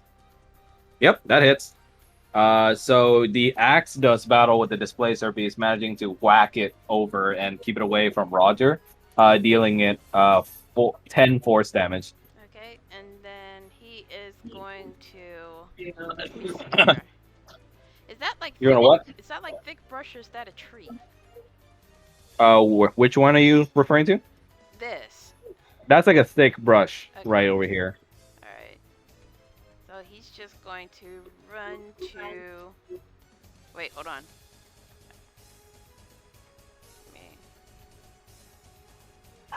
Oh, yeah, I'm fine. He's gonna run to fuck and cast Cure Wounds on him. Nice. No, it's fine. It's clear. What was that? I don't know. Wait, why the fuck do I have 3 slots? I didn't cast anything. That's odd. Is Cure Wounds a spell or a cantrip for you? No, It's a spell. And Okay. Then Okay, so you Life- heal 8 damage, Life Domain. Roger. Life Domain. Oh, yeah. So how I much mean, would he's still that? at full health anyway. Additional points, and then plus 2. Wait, additional hit points equal to 2 plus the spell's level. So You're Or you can casting it dump as a plus level full. 1, right? yeah. Yeah, so you're full health now, Roger. That's fine. Okay. Are you okay, my You just- friend? Oh, sort of. That was the most Ben- melodramatic sigh I've ever heard. Better now. Good. So he's going to turn towards the blink dog, and I'm gonna end my turn. Okay. I thought you said you were gonna end him. No. You can do both. The Can blink do dog goes in this direction and it pounces at you for a grapple, Roger. Oh, great. So it's Fantastic. going to be a strength check contest. Oh. Oh no. Oh, So- God. I'm going to go ahead and roll for the blink dog's strength. So let's see. That's going to be. It has a +1 to strength. Okay, so let's see. Blink dog, roll.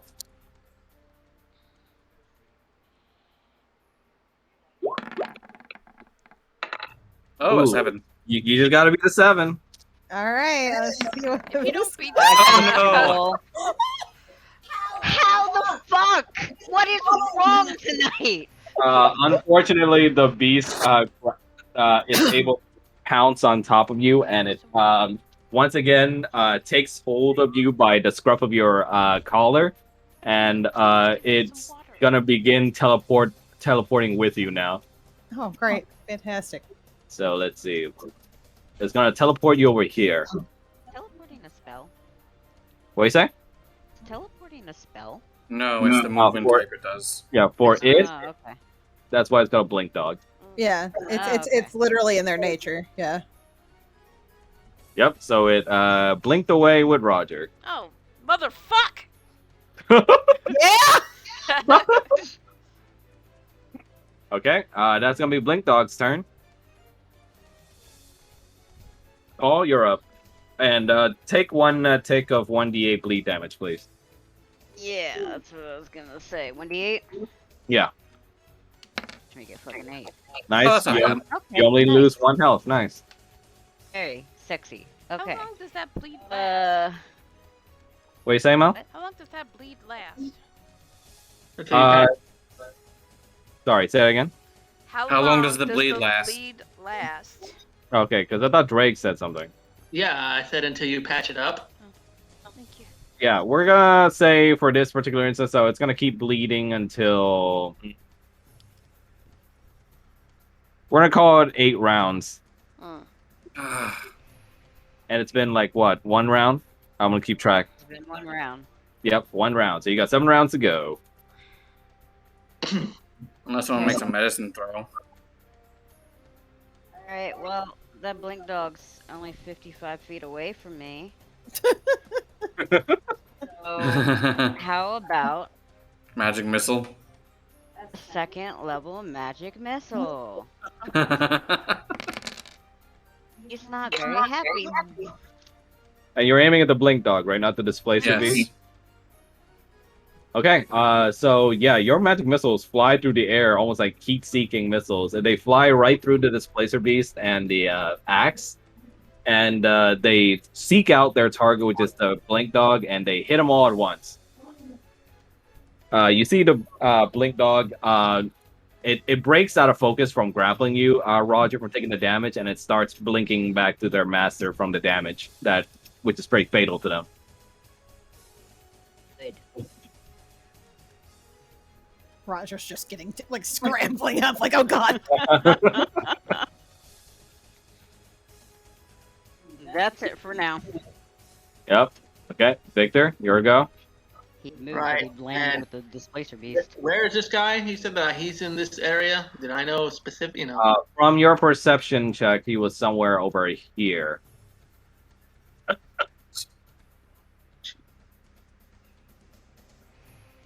Did you see that, or Yeah, I saw it. okay?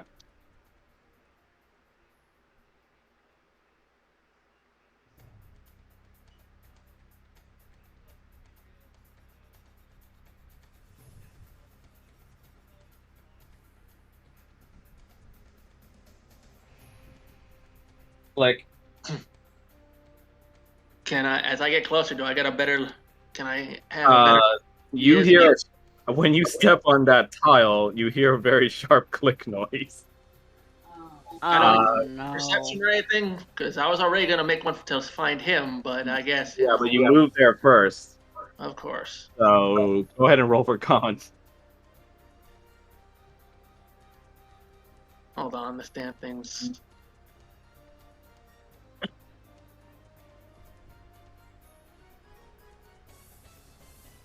I gotta reload. Okay.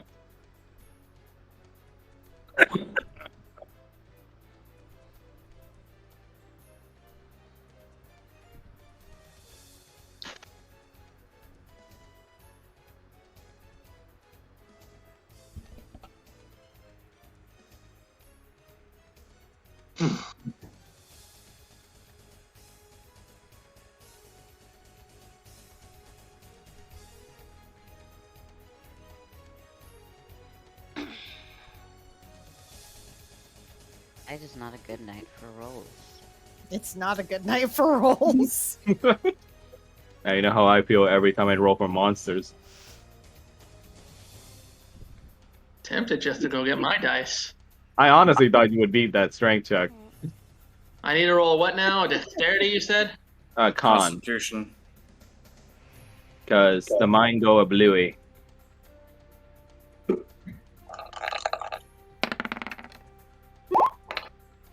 Ooh, okay. How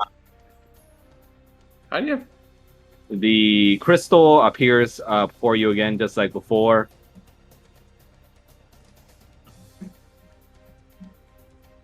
How much And do it blows up in your face and deals 2d8 concussive damage, and you are knocked backwards.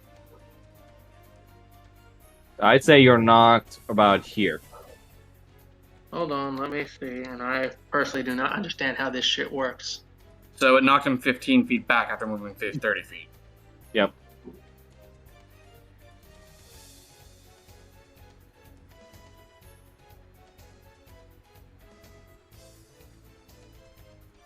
And then you roll 2d8 for concussive damage.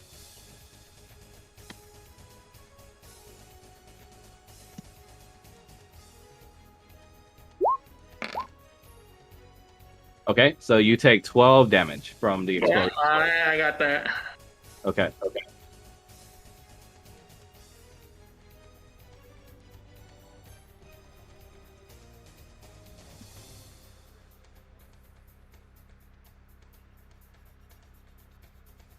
All right.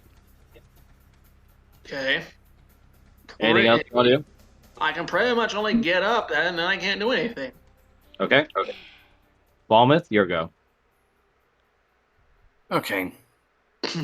I'm going to move into melee range against the Displacer Beast and do attack twice with Greatsword. Go right ahead.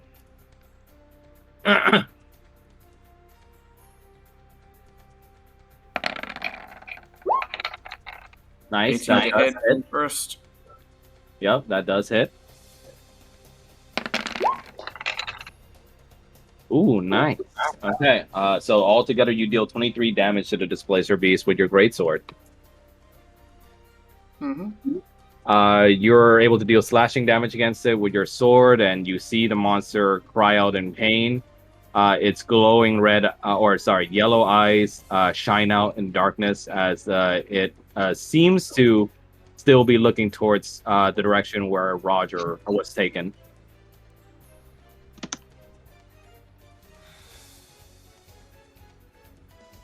Anything else for your turn? No. Okay.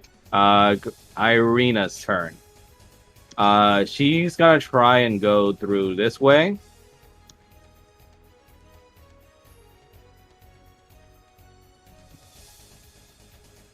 Oh god, watch her activate something. And she's gonna step over here, and yeah, she's gonna be clicky click over here. Oh my god. Oh God. And she's gonna roll for con. Let me see what her stat block was that I gave her. Where is it? I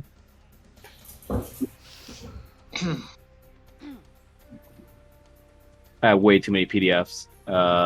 There it is. Okay, she has +0 to con, unfortunately, so this is gonna be a flat roll. Oh god. Poor Irina. Wait, she doesn't have anything as far as a Constitution save? Her con is 10. Well, yes, but what level is she? Because she should still have. Oh, wait, no, that's not. Never mind. NPCs don't get proficiency. Ooh, unfortunately, she rolled a 4. Oh god. So yeah, she's gonna be taking that 2d8 concussive damage. She steps and hears a click and goes like, "Oh fuck!" Yeah. And, she's gonna take that 2d8's worth of damage. So let me just roll that here.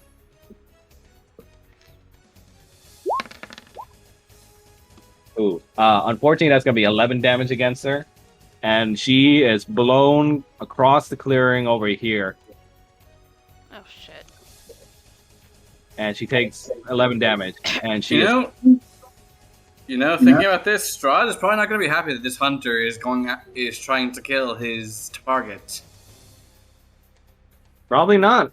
I What's wonder what kind of What's what sort of consequences there'll be for the hunter.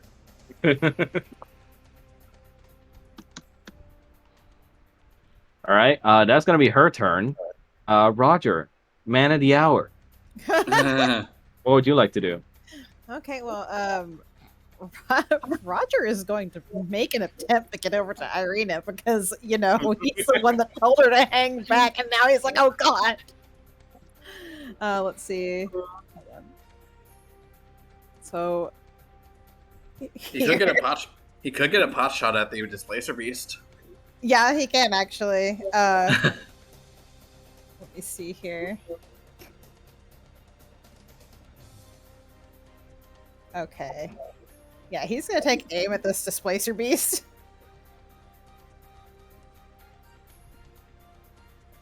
With his bow.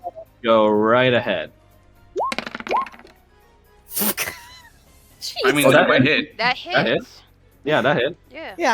Yeah. You deal 4 piercing damage as your arrow flies through the air and pierces the Displacer Beast on the back. You hear it growl out as it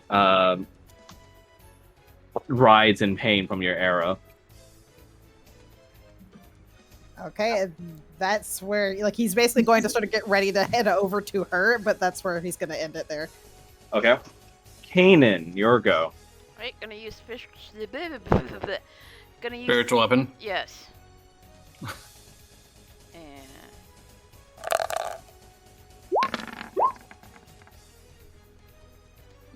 Nice. That does hit. Go ahead. So that's gonna be 12 damage. You see the displacer beast is starting to get very weak as it's like its back leg is starting to get a bit shaky. Alright, and then he's going to first I gotta fix going to dash over here, and he's going to cast inflict wounds on the Ooh. displacer beast. Vicious. Go ahead. Alright.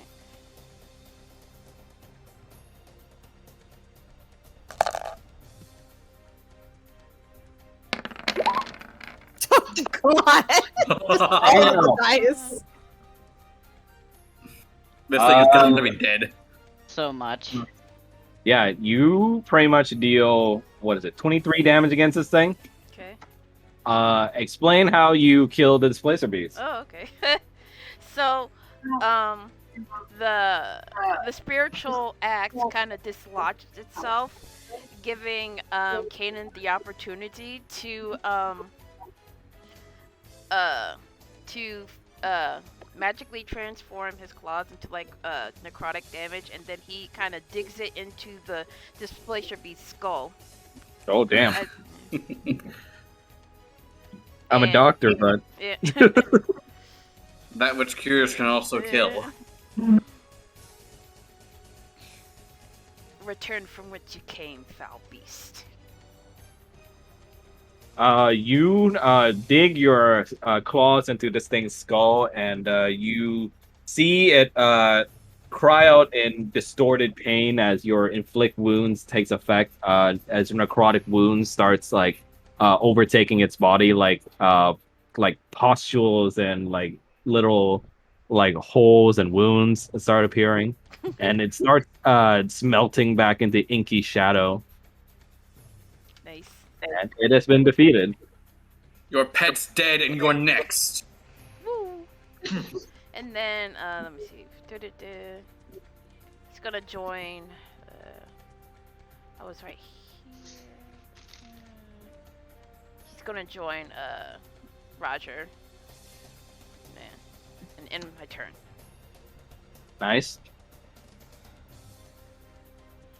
Oh, your go. Take 1d8 tick, please. Yay. Yay! There's like king. Yay! 1 damage. Another Damn. one. I like how I'm getting lucky on these rolls. He's a big, healthy boy. He doesn't bleed much. Oh my god. It's good. Strongly disappointed. Paul is actually just going to go over to Irina. That way we have somebody for both her and Roger.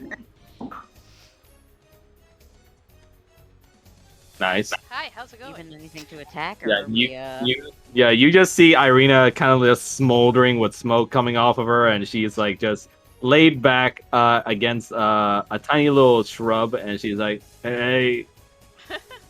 Paul just looks at her and is like, "So, how's your day going?" Great. Dang. Did we win? Not yet. She sinks her head back into where she was.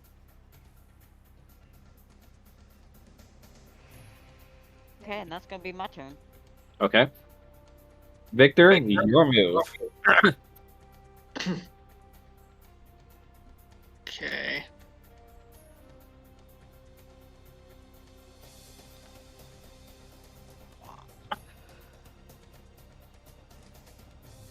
Making a quick perception check.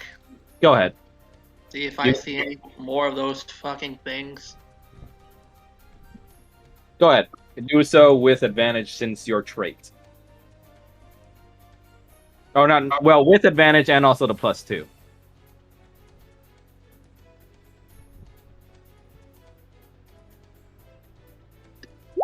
Did anything happen? Okay, there they are. Nice. You rolled a dirty 20. Not only are you able to see that there are no longer any of his beasties around, but you see finally a silhouette of the shooter. And you see that he's directly over here.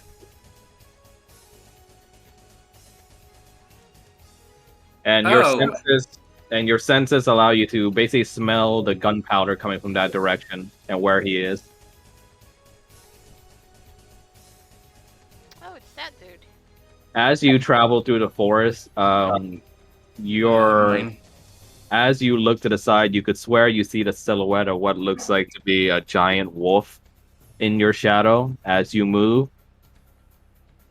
But as you're in the fight, you're able to only catch that glimpse for only a second as it goes away. Focusing on the task at hand. I'm aware of my surroundings, but I'm focusing on the task at hand. Yep. All right, that was as far as I can move. Okay. Falmouth, your move.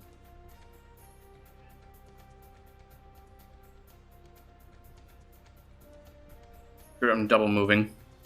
I can't really do much else besides that.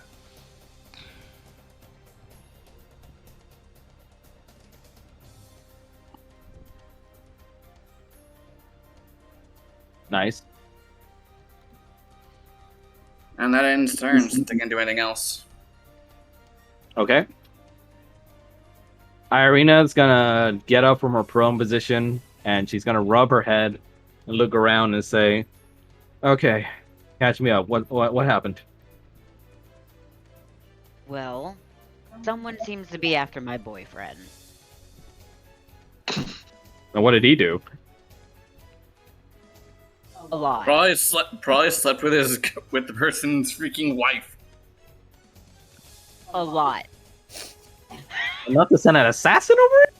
What was it? Let's just assume that he did whatever he's being accused of and deal with the problem. Oh, thanks for all the faith. Jeez.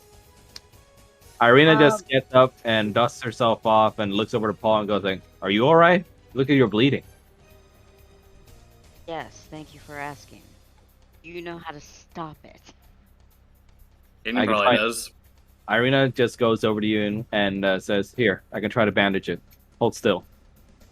And she's going to spend her action doing her help action with you, which is just bandaging up your bleed, and now you are no longer bleeding. Oh.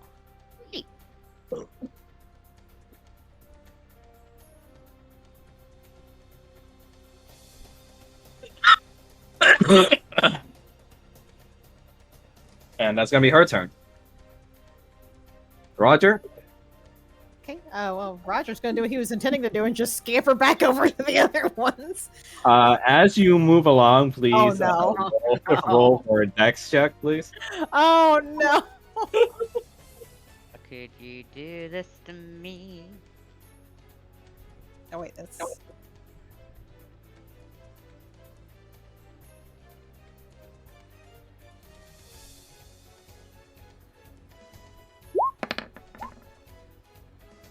Nice.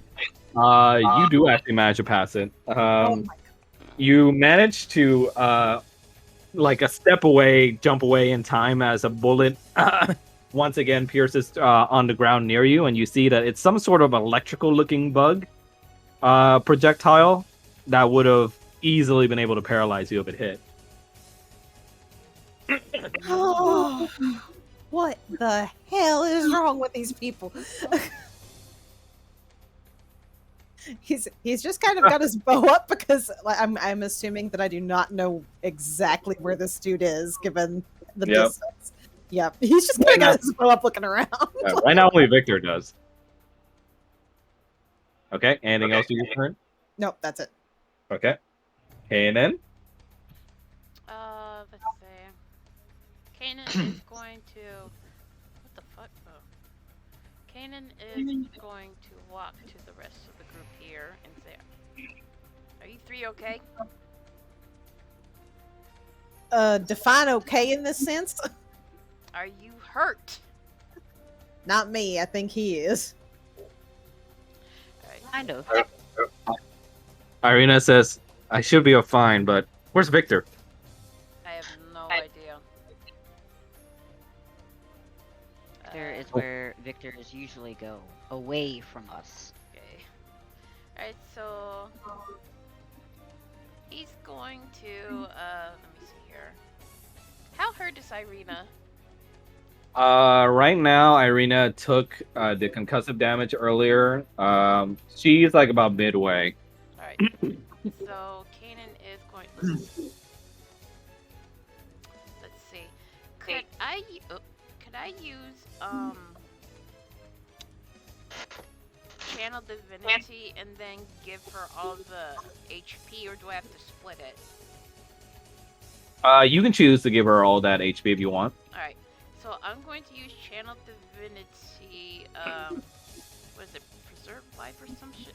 Preserve light. Kanan is going to hold his holy symbol, and he kind of closes his eyes for a moment. Then his hand starts to glow, and then like healing energy starts to glow all around Irina. And that is not what I wanted to click. And he's gonna heal her for let's see, second level, a number of hit points equal to 5 times your cleric level. So I guess 20 HP. Nice. Yeah, she's pretty much full up now again. Yeah. She basks in the golden glow and takes a big sigh and gives you a smile and says, "I thought I was just a dirty human." Kanan just shakes his head, but he gives her a small smile, and then he turns back to hold up his shield as like he's gonna defend the group. And I'm gonna end my turn there. Okay. Back over to you, Paul. All right, so Jonas and Victor have run off. Yep, pretty much. I was gonna look at the others and be like, should we stay here or should we go after them?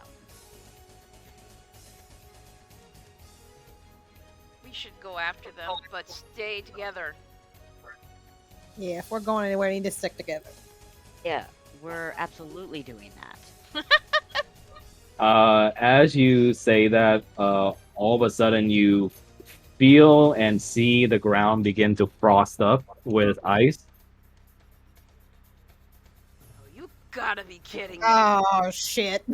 Wonderful, wonderful, absolutely wonderful. Yay, ice physics. And let's see, where is it? Where did I put it? Here it is. And you see a all too familiar and unwanted face chills out, and a little mound of ice around her. Around who?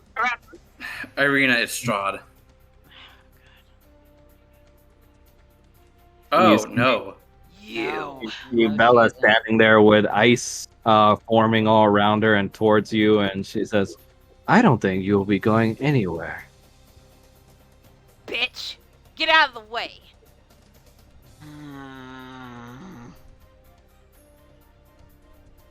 You and what army, little priest? Why don't you come Do I closer still and have find the out? advantage from last battle? Say that again. Do I still have the advantage from like the last game? You mean like the inspiration? Is that it? Whatever, guarantees a hit. I believe. Did I give you inspiration? I don't think I did. Didn't you use that with the cooking thing? I don't know, because I remember trying to use it with Magic Missile, but you guys were like, well, it already hit, so there's not really any point. Yeah, I don't think you had inspiration.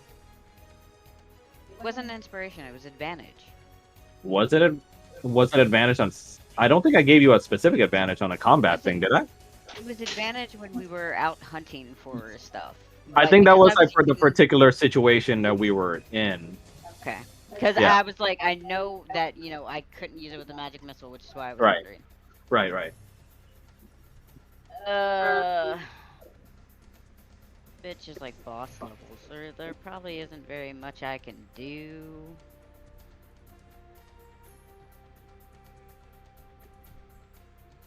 Yeah, I can't do anything. I'm done. Okay. Victor, your move. At this point, the stranger has already seen you approaching.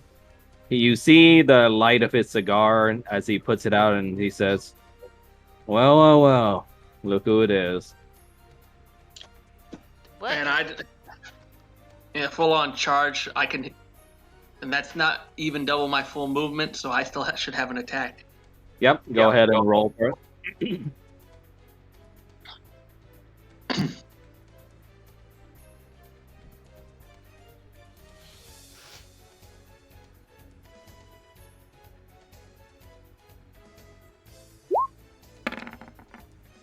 Yeah. Oh no. Oh wait. Unfortunately, this particular hit does not hit him. Oof. He kind of sidestepped your attack and goes like, "A lot of strength there, but not enough finesse, Junior." Accent surge. Go ahead. And in response to that, sword is switching. Hammer's turning into a sword. Okay, go ahead. Unfortunately, this attack misses too, as you try to slam over him with the hammer, but you just hit ground. And it says, well, I'll tell you what. 15. Yeah, he sniffs more of his cigar and just says, well, you got more guts than the son I left behind, I'll tell you that. And upon closer inspection, you see that the stranger looks like he's an orc, with his tusked teeth showing from beneath his little cowboy hat.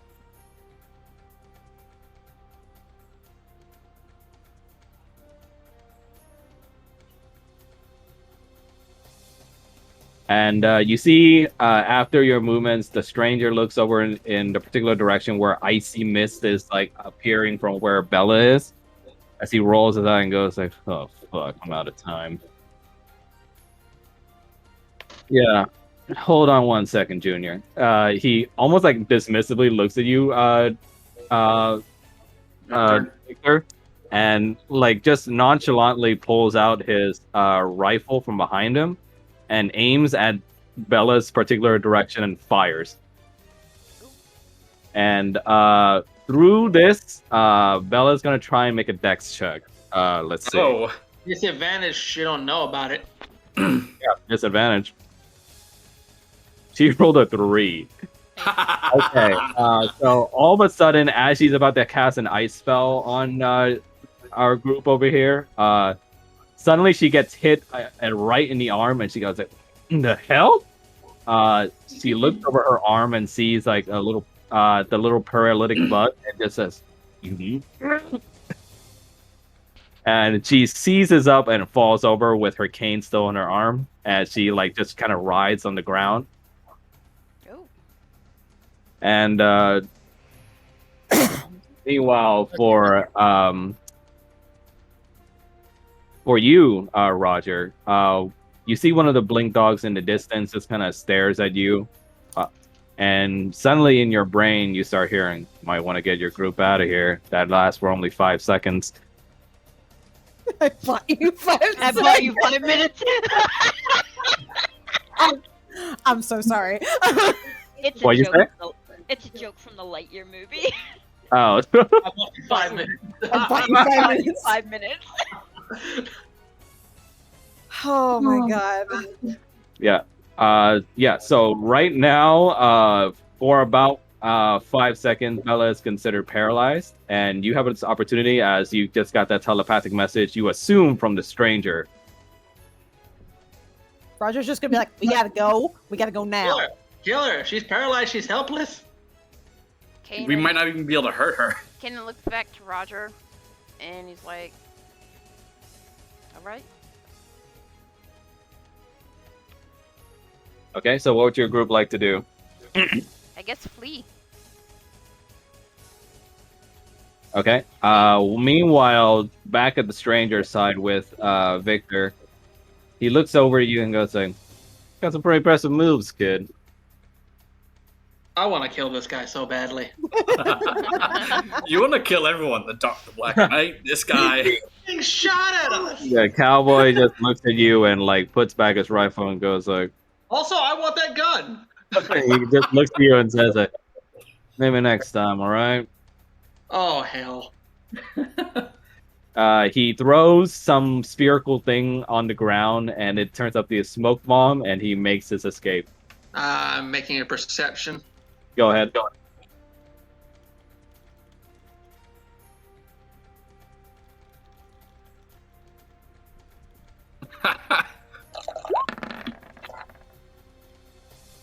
Ooh.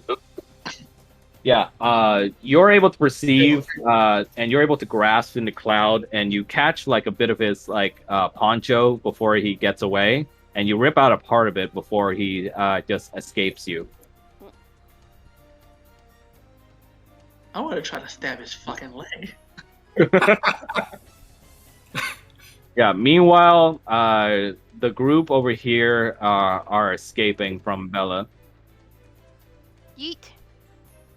As you Fair- escape, you hear Bella just scream out, "Come back here, peasants!" Ugh.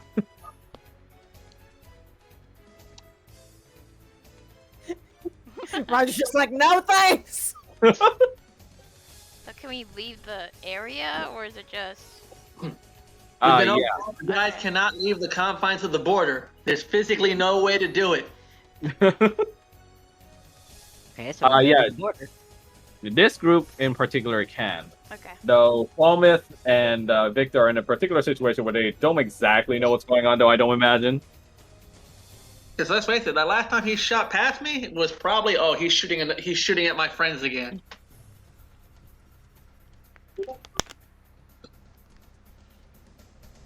And you see Bella finally breaks free of her paralysis as she screams out as like icy pillars go from her direction, and she goes, "I am way frustrated." She cast Okay, Natasha Fatal. What'd you say? Okay, Natasha Fatal.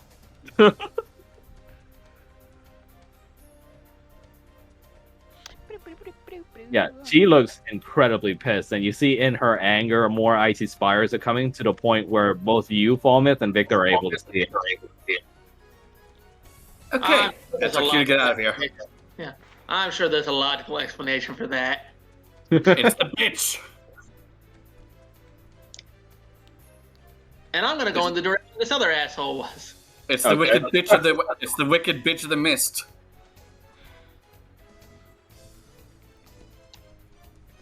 Because let's face it, I'm not running back toward the fucking icy pillars. Okay. Meanwhile, Falmouth, where are you doing? Bowman's booking it west. Okay. Rather east, since we're not even. Okay. So in the chaos of what has happened, Victor, you'll get separated from the group as you're chasing along after the mysterious stranger. And meanwhile, the rest of the group is running back the other way, away from Bella. Fucking orcish Clint Eastwood.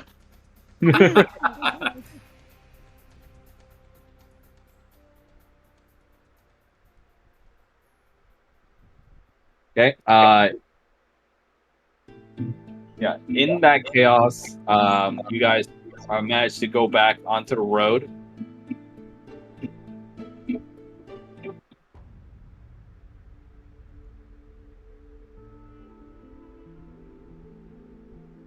Okay. Yeah. Though he was a bit far away, Falmouth manages to catch the eye of you guys as you escape the forest back into the path. And Irina starts catching her breath from running away. As meanwhile, in the other general direction, Victor, you're chasing along where you had sensed the mysterious stranger was going, and all of a sudden you feel a small prick on your neck. Oh, god damn it. Great. And your senses start to go dull as you just go slowly unconscious. But you see the boots of the stranger as before you go fully gone.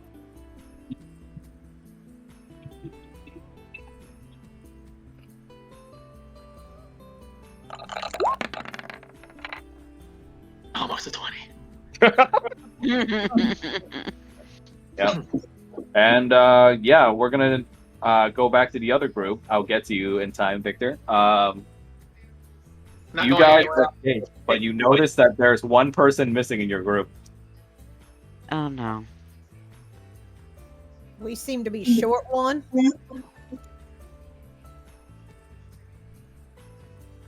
Irina rubs her forehead. It's like, oh Jesus, what the hell happened to him? Who is Hey, this hey. Jesus figure? I was trying to regroup. Ah, I was trying to regroup with him, but he got away from me, and then I saw Miss Ice Bitch casting her spires, and I decided to double back to you. Did he shoot her? He sure did.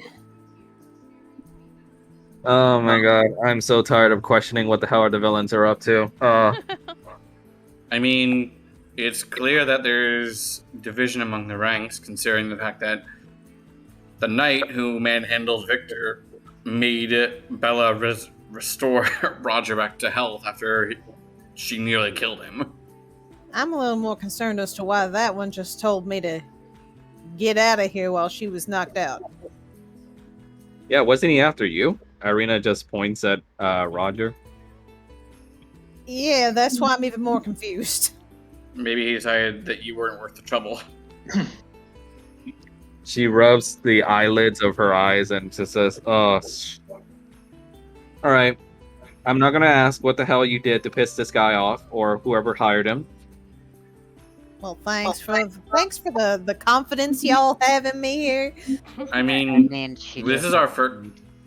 I mean, we're all new to Barovia here. I don't think Roger could have met her or him. But that guy has some sort of projectile weapon, and I'm not sticking around to screw around with that." Yeah, me neither. Is that man shooting bugs? Were they bugs? Well, I mean, I had a termite in my leg a moment ago. Gross. You don't say. You don't get out much, do you? And Irina just looks at you and goes, "A repeat of what he said." She points to you, Paul. Says, "Well, we got to go back for Victor, don't we? What happened to him?" If we try and go back the way we just went, we'll probably run into that bitch again, and I don't think we're ready for her. So what do we do? Maybe we could circle around. We don't know how far he went though. She sighs. "I'm kind of reluctant to leave anyone behind, to be honest, but it's your guys' call." We're not saying to leave him behind. We're just saying that we should probably take a different path. So all the way around, then? Do you want to deal with her? Honestly, no. I guess going around is a good place to start. All right. As you guys are traveling, though, Irina hangs back a bit, and she notices a strand of her hair, or several strands, is like suddenly turning white, and she is confused for a second, but when she looks back at you guys, she hides it. Cool. And we're gonna cut over to Mr. Victor.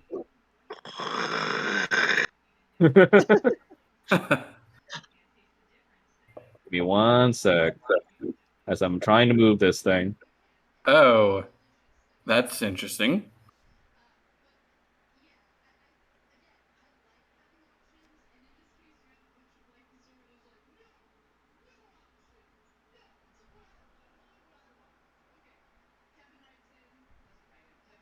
And let's see.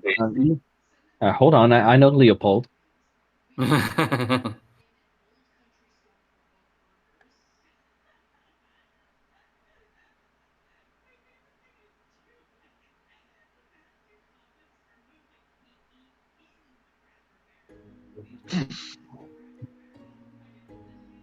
You see in the old, abandoned-looking church area again, two familiar figures gather as Bella teleports back, and through the church doors, you see the mysterious stranger.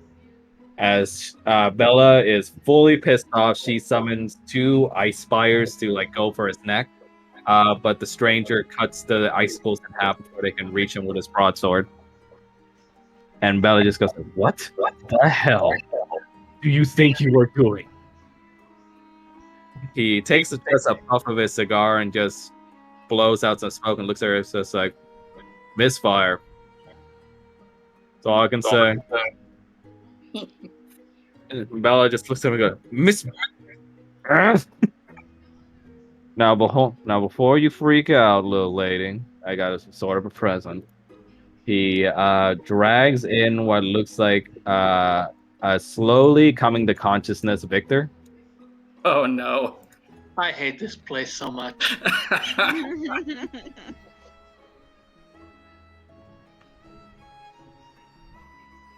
Bella just raises her brow. And what should I care if you captured one of them? Just slice his throat and be done with it. Now, the hunter just takes out a cigar and goes, "Oh, no, hold on. Now, any smart hunter knows that a good bait is always live. Isn't that right, little buddy?" He ruffles your hair a bit, Victor. I'm gonna try to bite him. Yeah, go ahead. Go ahead and roll for AC. Just roll a d20.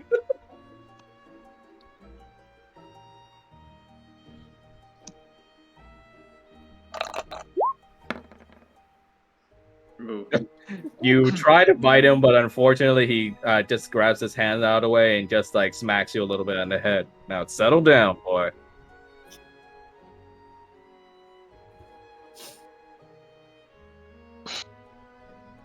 Bite me. You see the cowboy just sort of holds on to your bindings and looks over to Bella and just goes like, "See? So well behaved." And Bella just still angrily looks at him, ready to just cast another spell. She just says, "If you try that again, I will have you murdered in your sleep." He's totally gonna try that again. The stranger just smokes his cigar and just goes like, "Oh, really? In my sleep? Sounds more fun if I'm awake, to be honest." Rolling away from the potential target. And she flings another ice spell this time. This time, like a entire roulette of like six ice javelins, like just ready to launch at him. And this time, you start to see this orc's skin seemingly turn red as he knocks away the rest of the javelins with his giant broadsword. And he goes, "Now, I'm not a big fan of hitting girls, but keep treating me like that, and I might just have to get a little violent." And before Bella is able to continue further, seeing like Victor hide in under one of the pews to get away from the javelins, another figure enters into the scene. Sebastian. You see almost like forming what looks like gray stripes before they fill out into a complete being. Oh my god, what is so large? Eating Bella. Huge. You see a very Big boy. Victor from the pew. You see an extremely well dressed looking like a tabaxi man up here, and he takes off his glasses and takes a look at the surroundings and just goes, "I see introductions are going well. Bella, please try not to kill our new associate if you could." Bella just looks at him and goes, "This one tried to sabotage me." As you see, the stranger goes like, "Was an accidental fire on the workplace. Sue me." Sebastian just takes off his glasses, wipes them down with a little cloth a bit, and just goes, "Well, I'm not here for real human resources, really, but what's with that?" He points over in Victor's direction. And the stranger looks over to Sebastian and goes like, well, just a little gift from my employer. Well, I got a plan to tell you.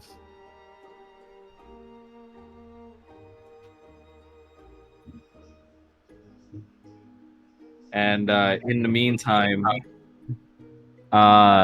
Sebastian nods along with the plan that he's being told by the stranger. Obviously, you guys are not in the privy of what this plan is. Only Victor is. And Sebastian sees that Bella is like trying to go for another shot with some ice forming in her hand. But as she's about to launch it, you see Bella is suddenly trades places with Sebastian, and she fires straight at the wall over here instead. She looks behind and at the tabaxi, and the tabaxi just kind of wags his finger at her silently and just goes, "Manners now." Now, I believe I've yet to introduce to our newest friend here. You see the tabaxi goes over to you, Victor. Now, sir, your name? You know damn well. Oh, I see manners are all around being well kept nowadays, now aren't they? Well, Mr. Valderin, I believe I'm going to have to ask you for a favor in exchange for your freedom.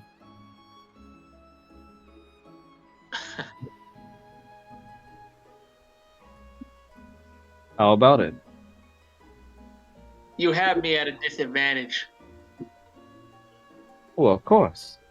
But a gentleman never relishes on such things. This is an agreement between us two. How close is he? He's pretty close, but you're still bound. Are my arms behind my back or in front of? Okay. No way I can get loose. They are a pretty tough chain binding, so no.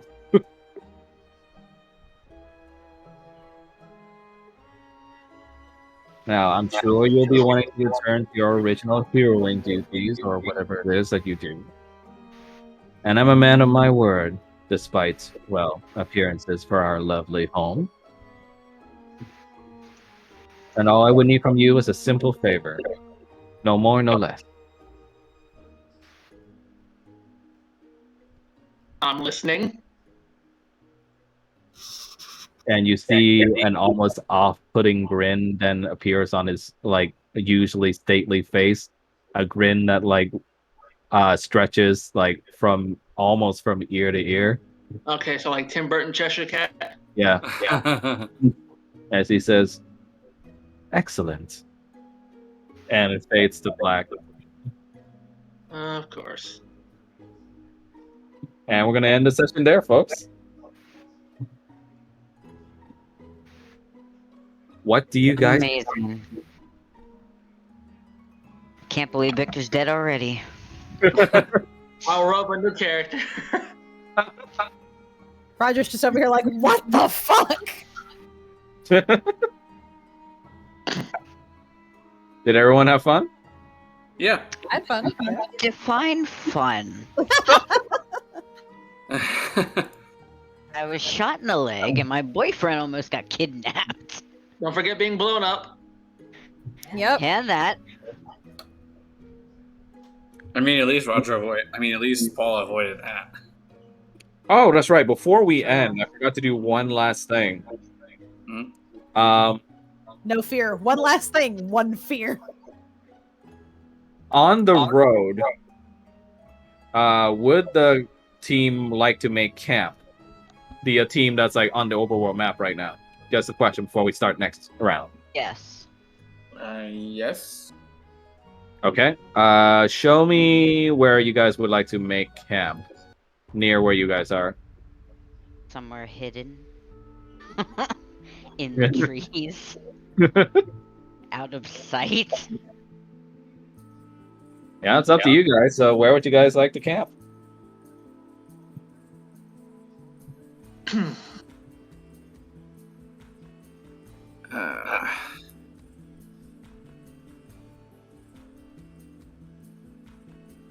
Well, if we're circling around, which direction are we circling? I mean, if we're taking the road itself, then we'd be going more or less in this direction.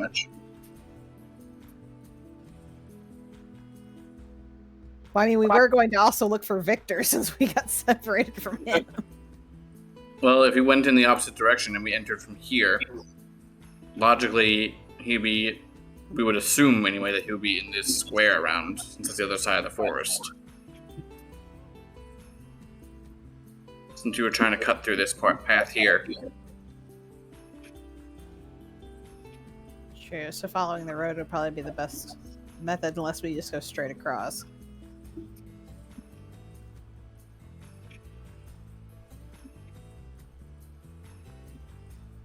Yeah, the original plan was to go straight across, but you guys couldn't because there's a dam blocking the way here. Mm-hmm.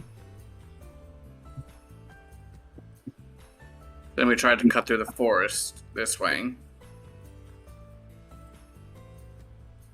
I mean, we probably want to stay along the river so we have access to water. But at the same time, wasn't there a dam that was blocking us along the river? Yeah, we would have to go around, like, on the road to essentially the lake there. Yeah, that way.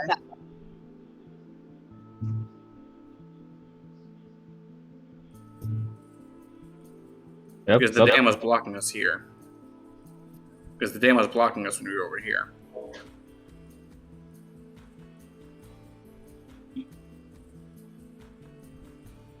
You okay, by the way, Mo? Yeah. Okay. Just wondering if your mic was like experiencing some issues or not. No, I'm just listening. Okay. All right. So, what would the group like to do?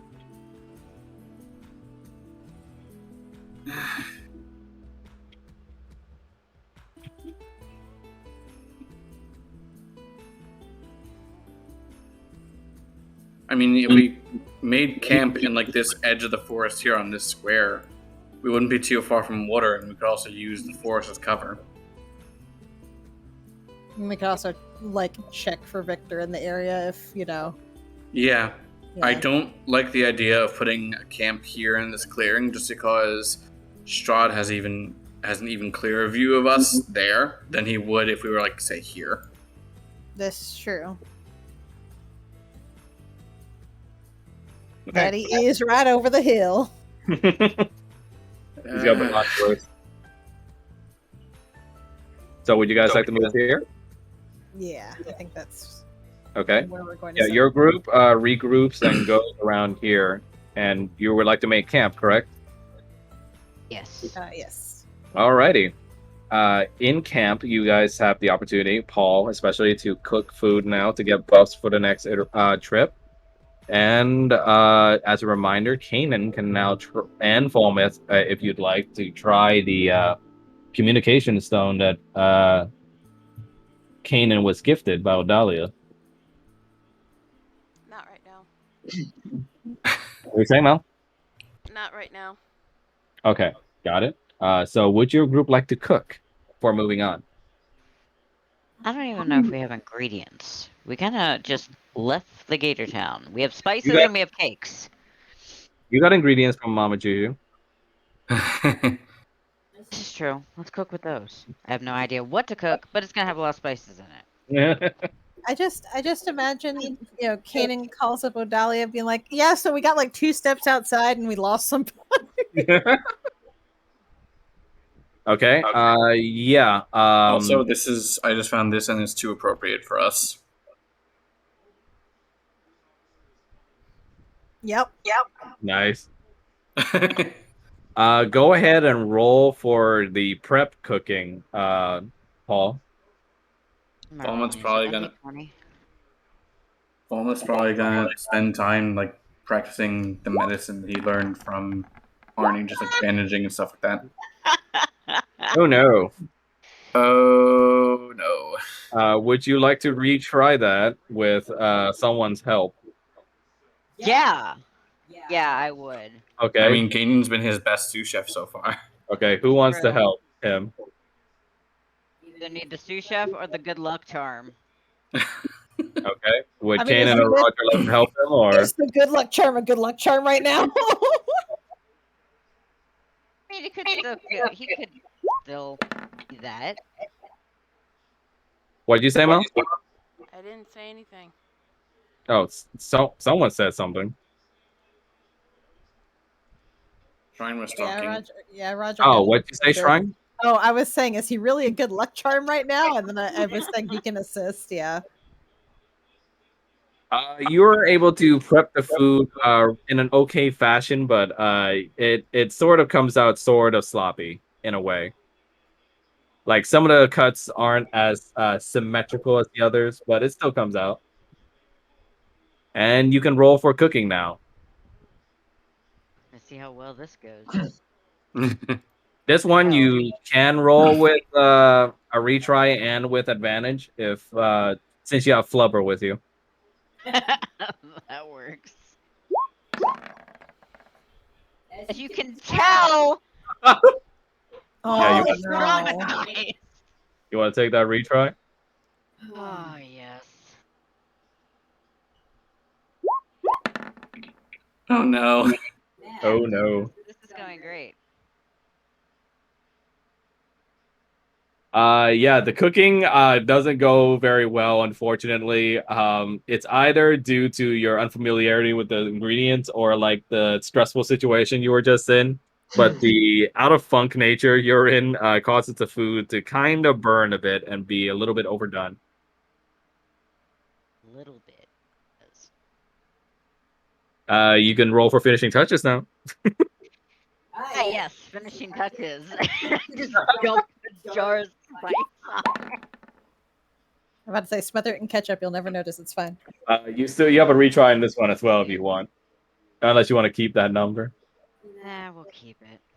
Okay. Your finishing touches. You do your best to make the food look better, but it kind of looks like a mess. But it's still edible. Just kind of charred tasting at the end. And your group, I will say, gets 4 temporary HP. So everybody except for Victor add 4 temporary HP.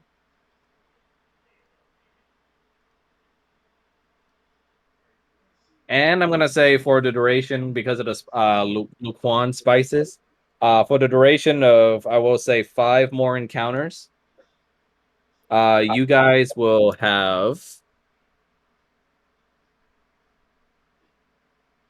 advantage on strength checks. Oh, that's nice. Yes, very nice.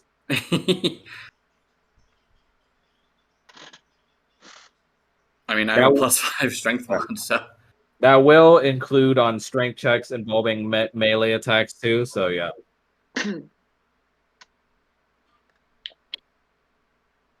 Okay. So while Paul and Roger are like, I'm assuming Roger is consoling Paul over the cooking. Yes. What is Kanan and what are Kanan and Falmouth do in the campsite? I mean, Falma is probably going to be practicing the medical techniques that he learned from Arnie on that last night before. Yeah, go ahead and you can go ahead and add +2 to your medicine amount.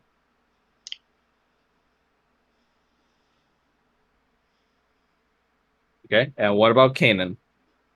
After he eats the food, he's going to sit down and meditate. You see Irina walk up to you. She sees you kind of like closing your eyes and like meditating. She goes like, bad time? He opens up one eye and says, no. She sits cross-legged across from you and says, look, I know we kind of get off on the weird foot, but to be honest, like in the group. I kind of admire you. He kind of raises one of his eyebrows, but he doesn't say anything. He just lets her continue talking. She says like, I know, we barely know each other, but I don't know. I get a sense that you've been through a lot, but you've held up pretty well. I do what I can. And I can tell you care about people. More than you know. There's something I was actually gonna ask for your help with. What is it? I've been having these dreams. I don't know how to interpret them, but you're more on the spiritual side in this group, so is there any way you could, I don't know, help me peer into that? Um, Not really my field of expertise, but um, I could give it a shot. Okay. She kind of just taps her hands on her legs and she says, so how does this work? Do I just, I don't know, take a nap? Like it's clear she's completely inexperienced with what how meditation works. um, well, what I like to do to meditate is think about what I did on the day before the day ended, reflect on my actions, pray to my God, and hope for hope for a better tomorrow. But you say that you have troubling dreams, so how about you tell me outright what's happening in your dreams? She tenses up a bit, as you can tell, but she says, I'm seeing someone. I haven't told anyone else, but they look exactly like me. But they're wearing a ball gown dress on a balcony, and I don't know why. It might just be a random dream or whatever, but it feels like it's calling out to me. Hmm. Hmm. Maybe some spirit calling to you? I mean, didn't we all get that dream? That's strange. I don't know. Have you guys? You mentioned that everyone got the dream. Oh, I'm speaking as Irina right now, Oh. and she says, I don't know. Have you ever had something like that? Something prophetic feeling in your dreams? He kind of rubs his chin spikes and he's like, come to think of it, I did dream about something similar to what you described. Similar? Yeah. About. Oh, okay, barking. Okay, I lost my place. About the, the ballroom scene and the person in the dress looking like you. It was really strange, but I couldn't really interpret it. But if we're both having the same dream, then it must be something prophetic. Well, when you're meditating, does that often help when you reflect on dreams like that? Sometimes it does. Could we, I don't know, try? He kind of kind of taps his knees and he's like, oh, well, I guess we could. Okay. She closes her eyes, kind of to emulate what you do. Eh. And she says, so, I just sit here and think. Keep your eyes closed. Breathe in, Okay. breathe in and out slowly. Okay. Let your mind empty of random thoughts. Okay. Focus And your.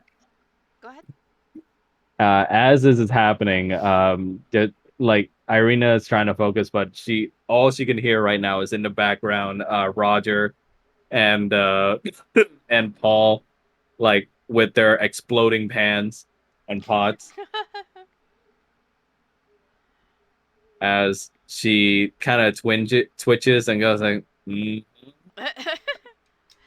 okay, Ignore all outer disturbances. okay, and you see Flubber and or you hear Flubber and Jake come out and goes like, Master, that was perfect cooking. Okay, Bless Kanan. them. Yes, Kanan it is. kind of growls, and he's like, uh, Yeah. focus. Meanwhile, Jake just goes like, yes, charred like our enemies. Okay, then Oh. Kanan Thanks, suddenly guys. suddenly makes out a rather a very loud roar. Like, can you guys please keep quiet? Oh. No. So, And you see Irina just sighs and goes like, I'm trying, but okay, he's gonna look around and maybe find a quieter spot for the two to meditate. yeah, you find like a little clearing nearby with like a wooden stump nearby where you can sit and with Irina. Okay, so he starts to stand up, and he uh talks to her. Open your eyes. Come with me. Okay. So he is going to lead her to the clearing, and he's gonna sit on the stump, and he motions her to come closer, and he's like, sit, like in front of him. And she sits down in front of you, Yeah, and and she's already kind of like just wiggling in place, looking restless. well, she's like a kindergartner. Fuck. All right. Close your eyes. All right. Breathe in and out slowly. Empty out all of your thoughts. Let outside noises drown in the back until all you hear, feel, think is darkness. And then focus your mind on that thought, that prophetic dream that you've been that's been bothering you so. It takes her a bit, but after a while, she finally quiets and stays still. And in her mind, uh, you see like just swirling like a chaos of fragmented memories. And all of a sudden, Kanan and everyone in the group, you just get this vision of what she's seeing. And in her mind, you just see flashes of multiple memories too fast to make out what is happening. But it looks like soldiers being sent into a castle. And the most vivid memory she gets is the sight of Strahd, though he looks extremely different, just looking in down at her point of view with bloody tears falling from his face. Ooh. And with that, Irina is shocked out of her meditative state and she takes a breath as if she felt like she was choking. And everyone in the campsite, including Kanan, you would have been broken out of this trance as well. What in the name of Bahamut? He immediately goes to Irina and it's like deep breaths, deep breaths. She takes a few deep breaths, and you see that she digs into the ground a bit with her nails, but eventually she calms down and goes, "I'm okay. I'm okay." Good. What? What the hell was that? It seems you're carrying fragmented memories, but I couldn't make out all of them. You saw those too? Yeah, I did. She clutches her head with her hand and goes, "Thank you for your help. Maybe we can try this again some more, but maybe another time. I'm feeling drained." He nods. With he nods with yes, of course, and then he. And before she walks off, she turns to you and goes, um, who's Sona?" Uh, oh. Kanan goes wide-eyed, and he kind of opens his mouth a little bit, and he kind of. Sorry. She shakes her head. It's just, I thought I heard something in that trance. I, Forget about it. And she just walks away. Who? That's a ball. So that Kanan kind of stands there for a moment, and then he grimaces, and he follows her back to the camp. Yeah. Upon walking back to the camp, you all see Irina walking back. How do you guys react?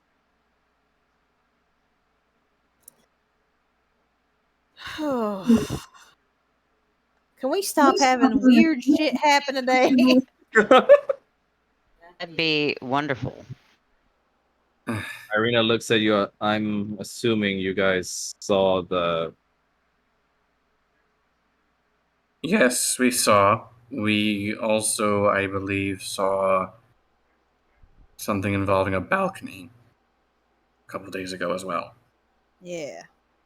She kind of just looks downcast and goes, "I'm sorry. Um, I'll just be in my tent." Oh. Now, wait a minute. We're not blaming you for this at all. We're probably Yeah. honestly concerned about how you're feeling, what you're thinking. I'm feel hurt. Not not by you guys, no, just That all this is happening to you and you can't explain it. And you don't no. know why it's happening. It just feels like my heart's being ripped out. I don't know why.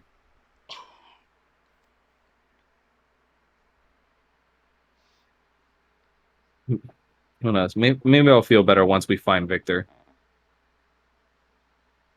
I think a good night's sleep will do you some good. Right. I'll keep watch. You sure? Don't you need some sleep? Something I've picked up as being a mercenary is being able to be aware of things, even passively. She nods slightly. Okay, but no. Take your own advice too. I bet Arnie would. And Considering she how much of a work he yeah. is, I don't know about that. And she looks over to Paul and smiles and says, "Thanks for the food. I really appreciate it." I don't know if you can call it food, but you're welcome. I thought it was good. Trust me. And trust me, it's better than what trust me, it's better what my brother makes, okay? You don't put everything on a stick. I did once. Obviously, it didn't work out well. Irina just raises a brow and goes like, "Well, I'll have to hear about that story sometime." But good night, all. Thank you Good for all night. your help. You get some rest now. Yeah. As she's retiring to her tent, Roger, you swear that you would be able to see, because you're from your profession, you're used to making out the particular details of a particular clientele and people that you meet, and you see that Irina looks like she has somewhat more strands of white hair than when you first met her. As she's closing her tent and retiring for the night. He's just sort of standing there like, do I bring that up?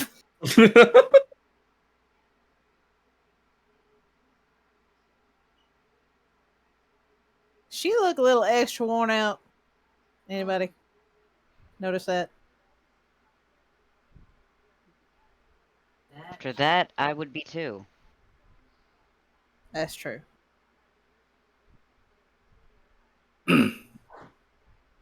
Okay. Is there anything left anyone would like to say before you guys retire for the night? Kanan is going to meditate a little bit more before he actually goes retire for the night. Okay. So Why don't you go ahead and roll a d10 for me, Mel, so I can tell you what kind of meditation visions you get. oh, interesting. /R.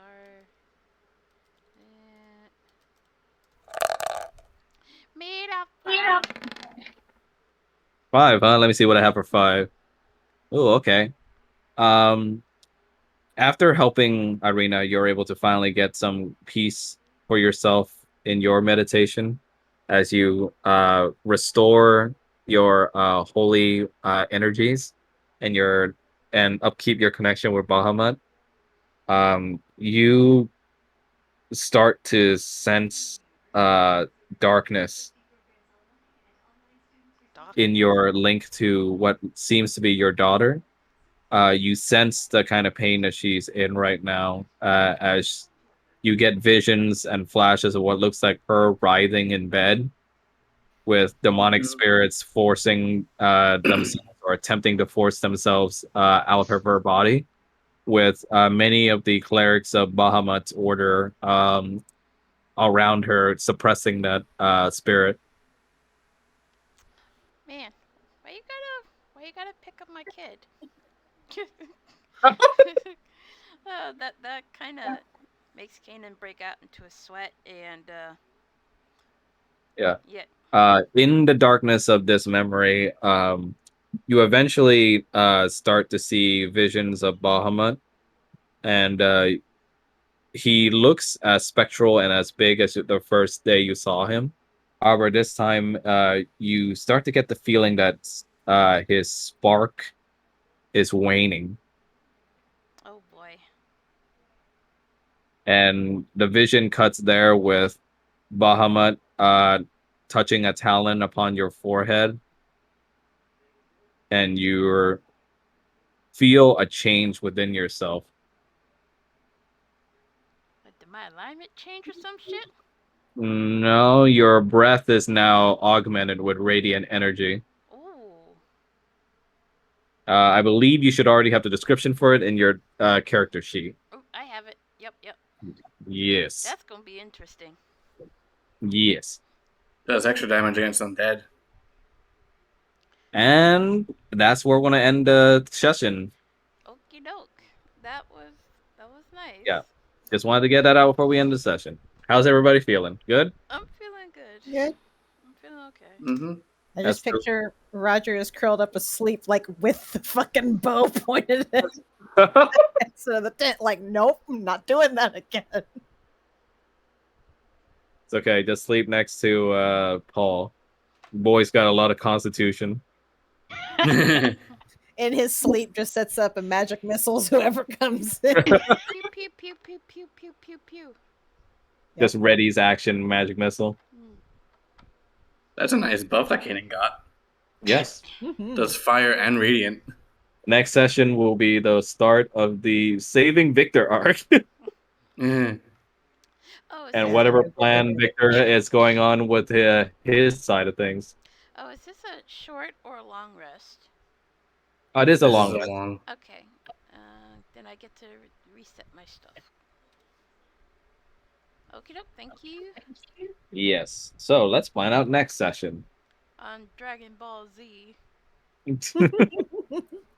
Are you guys free on the 13th Let me or the 20th? Actually, the 20th might be a better idea. It gives me more time to plan for next session. Yeah, I'm good. Yeah, with let's the do 20th. 20th. Okay. Yeah, let me check our. Yeah, we don't have anything on the 20th, it doesn't look like. Okay, great. Thank you, everyone, for joining. Thank you, Shrine and Rattle, for enduring. I know it's rough on you guys right now. Are you guys doing all right? Yeah, I'm actually doing a lot better than I expected. I know Rattles is having a rough time. My teeth have been starting up, but I couldn't really take anything other than ibuprofen because if I take the clove oil, Paul would have sounded drunk for the rest of the campaign Yeah. because it numbs your entire mouth. When's the drunk Paul arc? I But mean, yeah, if you get him to a dwarven city, then possibly. I'll keep that in mind. But yeah, great job, everybody. Thank you for joining and for being awesome. Yep. Can't wait to see you guys the next time. And thank you Drake, for DMing. did you catch the next session, Drake? Is that okay with you? He's been on mute. Oh, odd. Boy's You okay? dead. You okay, Drake? Oh, maybe he's might AFK. might need to say something in text because he might be unable to hear as well.